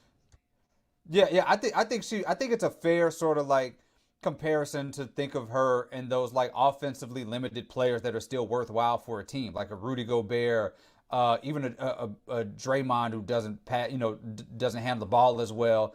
Dennis Rodman, players like that throughout the history of the game who had this utility of doing all kinds of things, and their offense is limited. And I know like when you're clipping things online and try to like make the arguments, you're always going to be like, look at her missing these layups, and I get it, that's fine. Pull up the same clips of the Rudy Gobert comp and like look at this dude. This dude is not Kareem Abdul-Jabbar. Like neither of them are going to be Akeem Olajuwon in the paint, but there's definitely, especially with a team like the Dream where you have 2 really good perimeter players, she complements them really well. David, yesterday the SEC released a statement about what they believe eligibility to play college athletics should and should not be. The Big Ten apparently is about to make a ruling where they are not going to allow players who have declared to be professional to still come back and play college sports. Are you all fired up over what's going on right now with guys like Dae'Quan Wright, guys who have played an actual professional game, being allowed to go back to school like we saw this week? I don't care at all. I honestly could not care less about NCAA rules, which for my lifetime have never mattered. like it is the wild, wild west. And I actually love this. My favorite thing about this is the coaches. If there's one thing a college coach knows how to do, which we've heard is like, oh man, I don't like this, but it's just the way the world is now. Gotta do it. Like that's what they've been doing all weekend. That's what they know how to do better than anybody in the world. They know how to get in front of a microphone and say, this thing is bad for sports, but you know, if other people are doing it, I gotta do it. I hate that I had to do it. Like, oh man, it sucks. This is what they do. We're gonna be getting this for the next couple weeks as they're welcoming these players back. Like, I'm gonna pull out the tiniest violin possible for the NCAA being upset that people are skirting rules and doing whatever the hell they want because coaches do it, or like colleges do it. Everybody does it now. Players are kind of doing it. And I just do not have the energy to be outraged by it. One last thing on Deshaun Watson, because publicly he did show more remorse for his comments on Saturday than I don't believe anything he for says. what he was accused of. But Deshaun, one of the sticking points was, yeah, it's personal. okay, it's personal. You served an 11-game suspension, one of the longest in NFL history. They don't do that to innocent dudes. The settlement allows for you to maintain your public innocence, even though you have not really shown contrition for the acts you were accused of. What's the big deal with this being a personal issue? You're damn right it's personal. Yeah, I mean, but this is a guy who's been enabled and been treated like he did nothing wrong since it happened. You got a slap on the think about it. Think about what has happened to this dude since then. You got a slap on the wrist of an 11-game suspension. You've barely played. You got the richest contract in NFL history at the time. You've had no real time where you've had to have contrition over this. And again, like we know, if he played better, nobody'd be talking about this. Like I totally understand the type of guy who allegedly does what he allegedly did. It feels like you can move freely in the world, allegedly doing these things. Nobody holds you accountable for it, and you get booed, and you're saying, "Oh my goodness, these people are personally attacking me, and I'm gonna go talk to my family about this. Oh my goodness, this is a terrible thing that happened." And you still get the starting job that you don't deserve. Like there is no reason for him to show contrition because nobody is holding his feet to the fire or giving him any sort of consequences that are saying, "Dude, you did something wrong. Like do something. Like make it better." Like that's there's never happened, and it kind of never will. He's gonna fade off to the sunset as a failed quarterback with a boatload of money who allegedly did the most terrible things you could possibly do, and nobody's gonna have to talk to him about it. But also he's been buns. So I am curious, like, why they haven't just parted with him. You've already paid the money out. You're going to pay it no matter what. You could have, cut him and then stretched that money through multiple years. The cap hit now is going to be egregious. So, like, what is he still doing on the team? I don't know. The only conclusion I could get to is that the cruelty is part of this. The desire to show people that we are owners, we can do whatever we want. There's no football logic to this. Like, there's no football logic to having this guy on the team. He's worth more to your franchise sitting on the bench or like not even showing up to games. He's worth more to your franchise sitting at home, allowing Shedeur Sanders to either play well or stink and allow this dude to sell a bunch of jerseys than he is showing up to these games. The vibes are bad. Everybody's disgusted by you. There's no logic beyond this besides some sort of rebuke of quote-unquote cancel culture of feeling like we can do whatever the hell we want as owners of this team. Like, there's nothing that I could say that I can line up logically that says it makes sense for you to trot Deshaun Watson out there at all. There's got to be some sort of other motive that is grounded in the cruelty and the we want to prove everybody that we're right about something that we did all these years ago by paying this guy who, as you said so eloquently, is buns and stinks. What's interesting, though, I guess the one thing that you could say in terms of cruelty is that this is going to be the only time period where Deshaun has to think about this every day. If you cut him and he gets to walk away with $230 million, he doesn't feel any of the pain and the boos and the ridicule that he is going to feel when he's on this team. So to a degree, it's like, well, point. We paid you all that money, so now you have to live in it just like we have to live in that mistake as well. I feel you. Like, it's a humiliation ritual for him. I would say that I'm with you on that, but I don't think this dude has a profile of somebody who has no ability to feel shame. Like if you felt shame, things would have been totally different in your life a long time ago. Like, you have enablers around you. I don't think there's something in him that doesn't allow him to feel humiliation or shame or the need for contrition. There's none of that. I just think you're just not built, to be who Deshaun Watson is, you're just not built that way. And there's nothing that's going to make that dude feel any sort of shame. You can check. Oh, I'm sorry, Juju. I was about to add, if there was a little bit of that in my boy, it all went away when they paid him all that cash. Yeah. You can check out David's latest column. He's senior writer for ESPN's Andscape, where he wrote about Deshaun Watson. Most importantly, David, are you watching Lanterns on HBO Max? Oh, locked into Lanterns. Locked in. Me and the Coms are doing viewer discretion. Actually, we're taping today. Talked about Lanterns. Cannot wait to talk about it. It's incredible. Watchmen is my favorite season of television of all time. So oh, really? For them to circle back around and do Lanterns, We got to do a rewatch. Zaz, we got to do like a flashback on Watchmen. Okay. And do it on the pod. Yeah, I would do that. I'll tell you what this series is also doing for me, because I love Lanterns. It's making me remember how much I love Kyle Chandler. Like, I'll watch anything that he stars in. And you know what? Like, there's the funny. You got the funny scene in Wolf of Wall Street, you know, where he's on the yacht, and it's like there wasn't enough of that. I need more Kyle Chandler.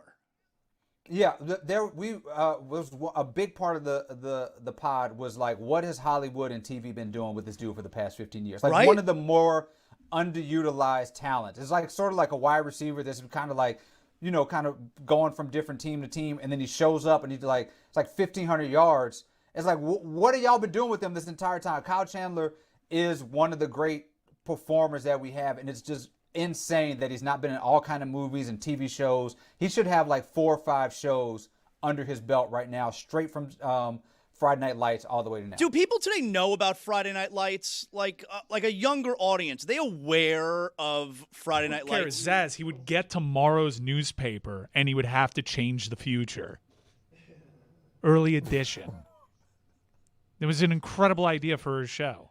They should do that again. That was him? Yeah, that was it. I see what you're doing. You're being sarcastic. No, I forgot it was him. I forgot he was in that show. It was you know. What show was this? Early edition. Oh, we were talking about it. Yeah, remember? I don't know about that. Okay, they would show ads during Nash Bridges, and we would watch Nash Bridges because Stone Cold played Jake Cage. Yeah, that's true. Were you a Nash Bridges guy, like, David? It was like Temu Quantum Leap, kind of. A little bit. I don't think it's Timu. Nah, because Kyle Chandler at the time was also like a Timu Scott Bakula. Yes, yeah. What about... Hey, man, everybody start somewhere. Start somewhere. David, Spider-Man Brand New Day?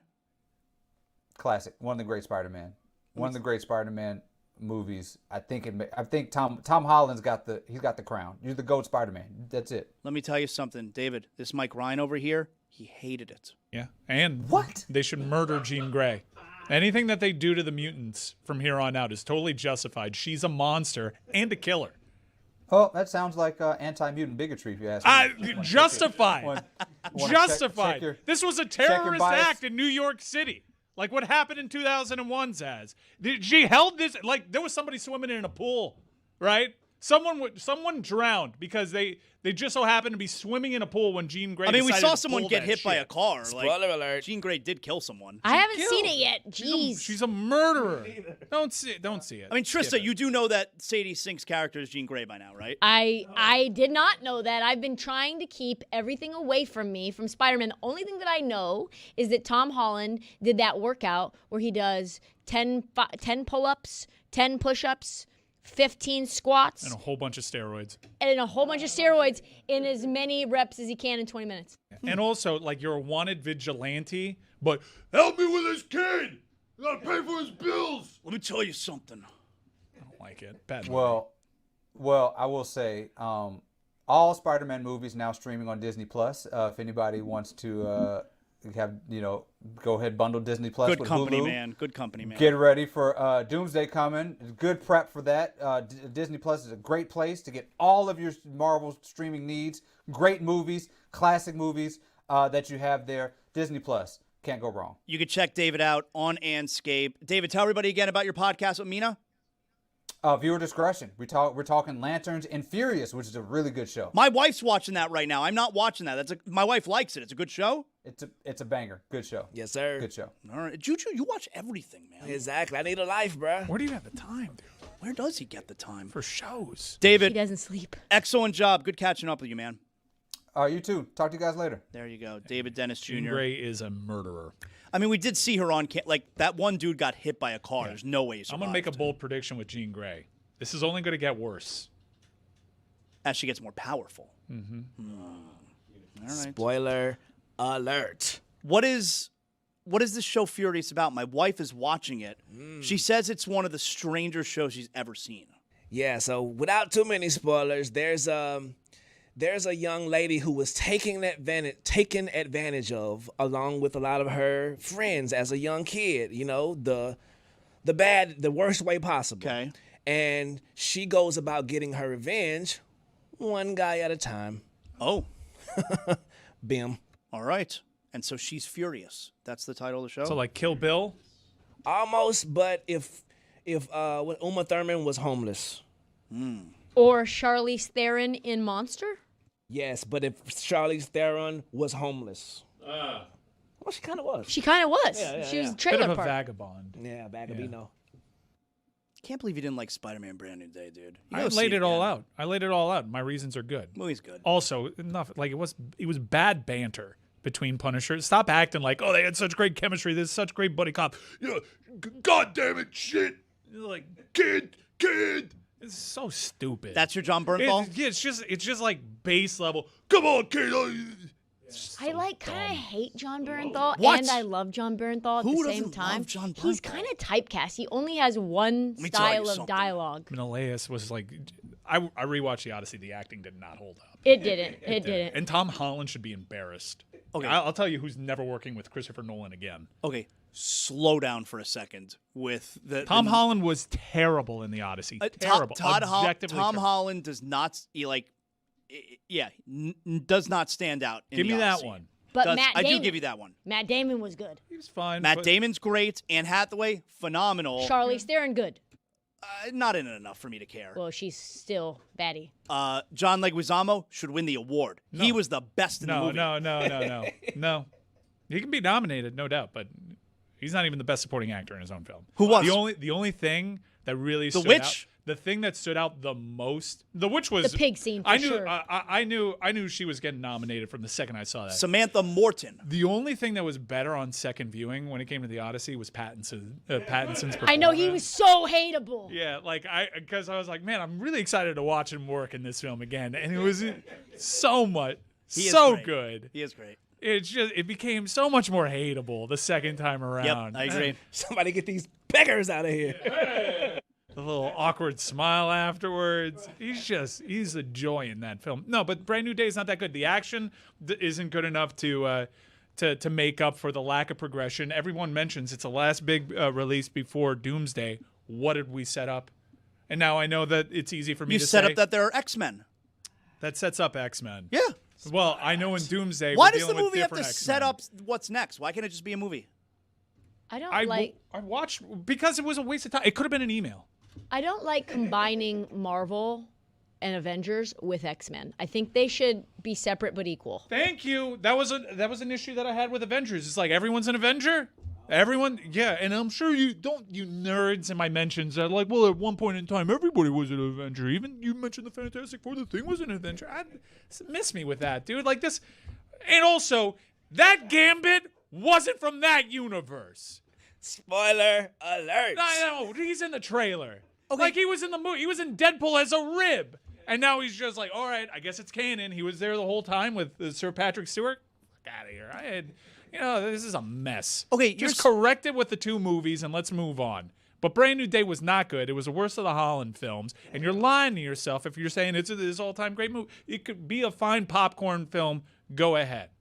If you want to be basic like that, go be basic. So you don't think I should even see it? No, skip it. He doesn't know. He doesn't know. Skip movies. it unless you're ready to ask yourself some serious questions about mutant-human relations. Because right now, the humans are right. I think David got to the bottom of it. You're trying to kill half of You might be a bigot against mutants. But isn't that Marvel in general? Like the whole first Avengers was them ripping up New York. Right, but these people are these poor people in New York have been through so much. Right. So much. And now, 9/11, 2001. And now I can't even someone's going to take over my mind?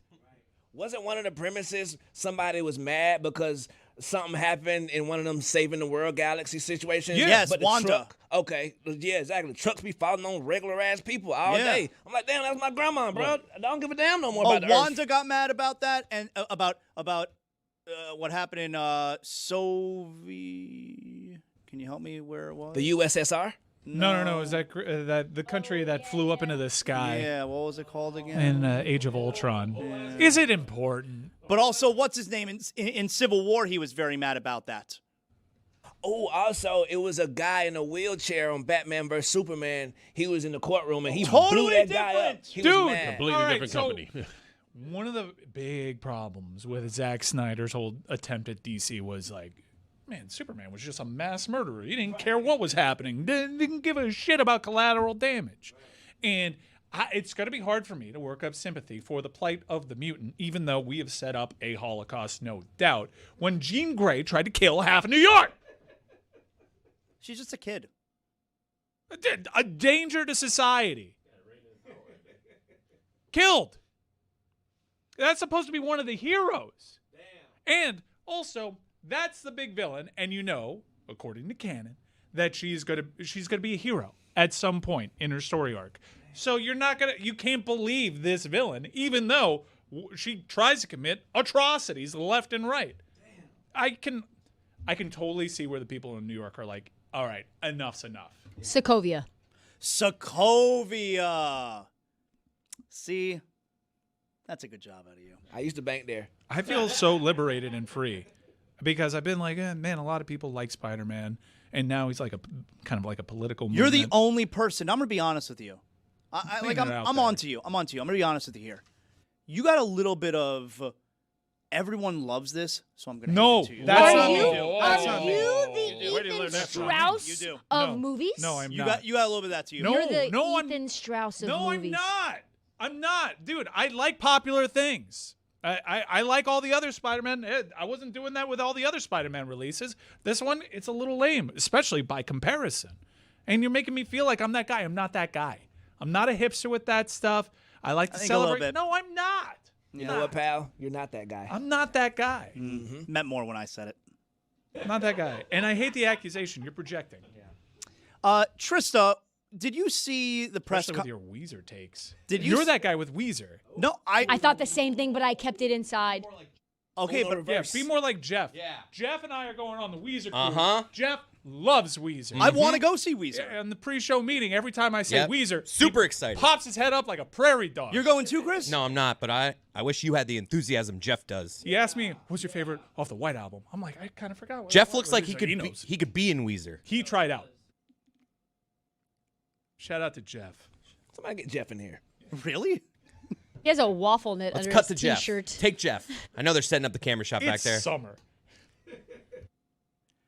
Trista, what was going on with the San Diego Padres yesterday? The San Diego Padres, I guess, have new ownership, and they're and you're questioning who these people are who are taking over the team. So yeah, I think it's a little bit interesting as we're talking about, the LA, San Diego area having real issues with ownership. You've got Steve Ballmer, an aspiration, plus, many more. I don't know. I think there were some trees that weren't planted that Kawhi got money for, and Daktronics apparently gave the one and only endorsement deal out to Kawhi, which is never given out. I don't know. We'll see. Pablo's done some stuff on it. Go on, Pablo Torre finds out. And then you also have the Lakers and Mark Walter. We don't know what's up with him, but it turns out he's divesting from Chelsea. He's divesting, had to sell his stake in the Lakers, and now the Bust family has to sell as well. Now there's a Kushner involved. So, but we're not asking any questions about these dudes, where they get their money. But Kwanzaa Jones ends up buying. That's her name, Kwanzaa Jones? Kwanzaa Jones. Yep. It's an Austin Powers character. Does sound like it. And she's got enthusiasm that rivals Steve Ballmer. Do we have the clip? You all may be wondering, how does this work? Like, not the mic, this work. And when we are all in, and you all heard the song as we walked in, we are all in. It's not lip service. If you heard it, we're gonna win. We're gonna win. We're gonna win and win it all. We hope it's sooner rather than later. Can I ask you all to smile and say cheese, please? We're super excited. Oh, thank you all. We'd like to. I don't think you've ever seen an owner of a team introduced in that fashion. I think we like that, right? I love it. I love it as well, but apparently people are like, who is this wacky lady? Where'd she get her money from? Is she legit? Zagaki. Well, that part's a fair question. Based on based on what we've seen recently with some of these ownership changes, I think that part's fair. You think that's why? You think that's up nice? Scandal. I think that part's fair. And a butte. What else would I have meant? Her hat. I think that part there is fair to ask. Or because Adam Silver in the NBA is letting anybody into his league, apparently. All right. So I think that part's fair to wonder at least. But if I'm a Padres fan, I'd much rather that than some stuffy old dude who bought my team who looks like everyone else. Who, I don't know, that woman seems like she, wants to win. I kind of like it. I love it. I think her enthusiasm is infectious. I think the braid that Don't was look at me like swinging that. in the air, it was the reason that you were like, I don't know. She seems sus. No, I don't think she. It's I something like that her. you said. I never say the wrong thing. How dare you? I think Sis is an innovator. Something like how Ellie the elephant, the New York Liberty mascot, before Ellie, it was just, oh, hey, guys, watch me do the Running Man. Yeah. But Ellie come out fierce, and now since then, all mascots have been fierce after her. I think she is a kind of a dog whistle to the lame and boring owners to step it up, bruh. Don't you want to come over here to the West Coast where you ain't got to worry about the producers all in your videos? You feel me? Yeah. Come to Death Row and win. I'm glad that we all like her. Shame on you. Yeah. You like to do that thing where It's a rough something's look. popular with us and say that you don't like it because she's wearing a hat. Rough look See, for Zaz. Now you're projecting because I outed you as someone who wants to go against everybody who loves a movie, and you have to be the one who I'm doesn't. gonna do the things that I want to do. I ain't got a thing to prove to you. Don't project I'm gonna on eat me. my candy with the pork and beans. Excuse my manners if I make a scene. I ain't gonna wear the clothes that you like.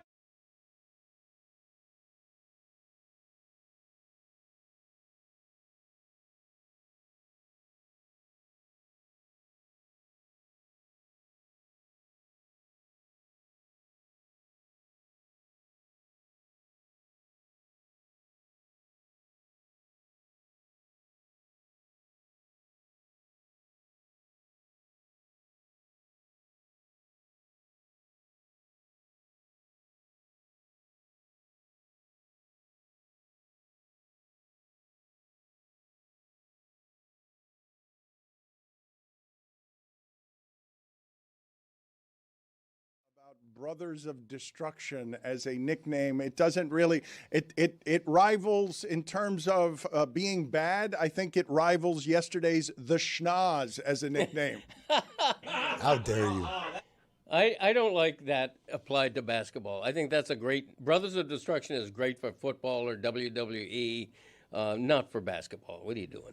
Yeah, Derek Hall yesterday had a T-shirt that said "Manager of Violence" on it, and I said, "That's a cool T-shirt, but it only applies to football. You can't wear that in basketball." Manager of Violence, right? But for football, it's a perfect shirt. See, they have Bam as Undertaker and Giannis as Kane. I'd have it the other way. I know I'm nitpicking here, but I would have Giannis as the Undertaker. Does this work for you guys though? Like I think it's pretty It's a long one. It's a stinky. lengthy one. Yeah, may contain errors. Can is Eric Reed short. say that? The Brothers of Destruction. It's a little long. Can he? I don't know if he could. He say did it. say the man with the golden arm. Yeah, that's true. That won't work, Brothers of Destruction. It'll be on a T-shirt. What would it sound like, though, It'll if be Eric Chris Reed tried? Chris, thank you. Hold on a second. Greg, how did you not see that your son was tossing you an alley-oop there to do your Eric Reed impersonation using Brothers of Destruction? Just explain to me. You've spent a lifetime together. You would think you have a lifetime of chemistry together. How did you not see that your son was just lobbing you the request to do your Eric Reed while using the Brothers of Destruction? I don't like the impersonation that Greg Cody does of me. I don't appreciate it at all. And the Brothers of Destruction, I don't know about that. That's the 4th or 5th best nickname that I have seen in the last week. It doesn't work for me. They're both going to be alley-ooping and slamming and all this. They're great individual players, but Brothers of Destruction, no, that's not going to work. Back in my day, you didn't do that with two players who were playing hoops. Thank you. Bomb Eric Reed. Oh, the velvety voice of one Gregory P. Cody. I'm Jason Jackson. Jackson Production. Ewick. Whoa. You know what you guys have now done, right? The last 3.5 minutes are going to be the roundtable discussion of Tony Fiorentino and Jason Jackson and Eric Reed. I would just like them to, the three of them, I want to see and hear the three of them break down this upcoming Miami Heat season.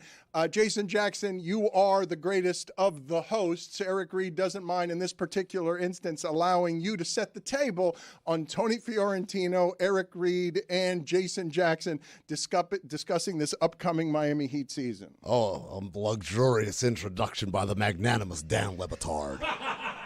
We're looking forward to seeing LeBron come back in the house and hearing all the fans boo him.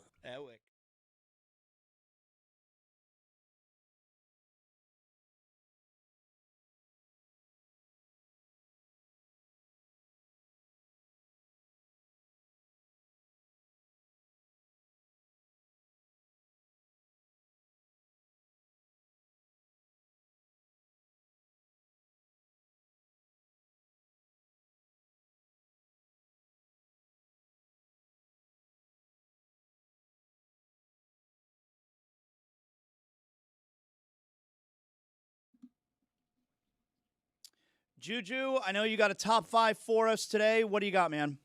Yes, sir, man. Inspired by my brother Erling Haaland's haircut, it made me think, who are some of the people in sports that most benefited from a haircut? And I think the jury's out on Erling. What you think, Mike, about was it a good move or I don't was it like a bad it. move? Bad move for his brand. Yeah. Bad move. What is he thinking there? All right. It's true. Exactly. So I got a top 5 people in sports whose haircut glowed them up. Okay. No OLI. Straight number 5. My brother and yours, Mo Salah. Okay. It's a good one. It wasn't just a haircut. Oh. Look at my boy. Yeah, look at the difference. Look at the difference. It ain't the hair length. It's A little bit of a trim. No, now he's playing in Turkey, but it's not his first visit. Let's just say that. Ain't nothing wrong with that. I always say, look, whenever my hair go, Beijing, look me up. I will be your number 1 supplier. Number 4, my sister and yours, Megan Rapinoe. That was her? That was her, bruh. I don't even remember that little sis right there. Wow. Salute. Number 3, my former brother and on the worst team in the NBA, Derek White. It's a great list. Look at how handsome he looks on the right. Right, bruh. Total transformation. 10 out of 10. What'd you say, Chris? Couldn't even tell he needed it before. Such a good-looking guy. He was hiding it so well. Number 2, from the Sacramento Kings, Devin Carter. Oh, no. All right. Again, That one was rough. not the only thing going on. Oh, come on. I mean, what? Don't have eyes? Like, sheesh. I got him. And the number 1 person to glow up after a new haircut, Dennis Schroeder. God, rocking the Stephen A. Wasn't the before. only thing going on either. Bruh, that brother is unrecognizable on the left. He is an alien. My boy came from Mars. So I don't understand. He was coloring the birthmark then. Oh, Jesus. Right? Guys, Oh, the boy. majority of this list had hair transplants. Oh, That's is that what it unfair. is?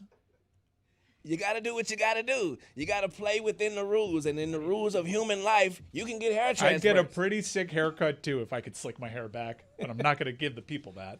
Touche. Juju, we got a few polls here from today's show. Let's go over them. What do we got? Yes, sir. Do you need new music? 53% of the audience says, yes, you do. Scandal. Blue Flame by Juju Got It, now available everywhere songs are available.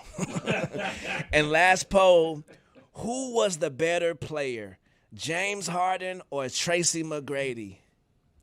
63% of the audience know ball, Tracy McGrady, and those are your polls. Scandal. All right. There you go. Good job, Juju. Thank you, brother. Folks, listen up. Football is back, Jack, and DraftKings is getting you ready to make game day even bigger. Mark your calendar right now. Mark it. September 2nd, DraftKings game day arrives. And wherever you're watching, DraftKings is there. DraftKings Sports now live in all 50 states. One app, every sport, All 50 states. New DraftKings customers sign up with code DAN. Spend $5 to get $200 in rewards within 21 days. Includes all markets. That's code DAN. In partnership with DraftKings, the crown is yours. Thank you. Good night, everybody.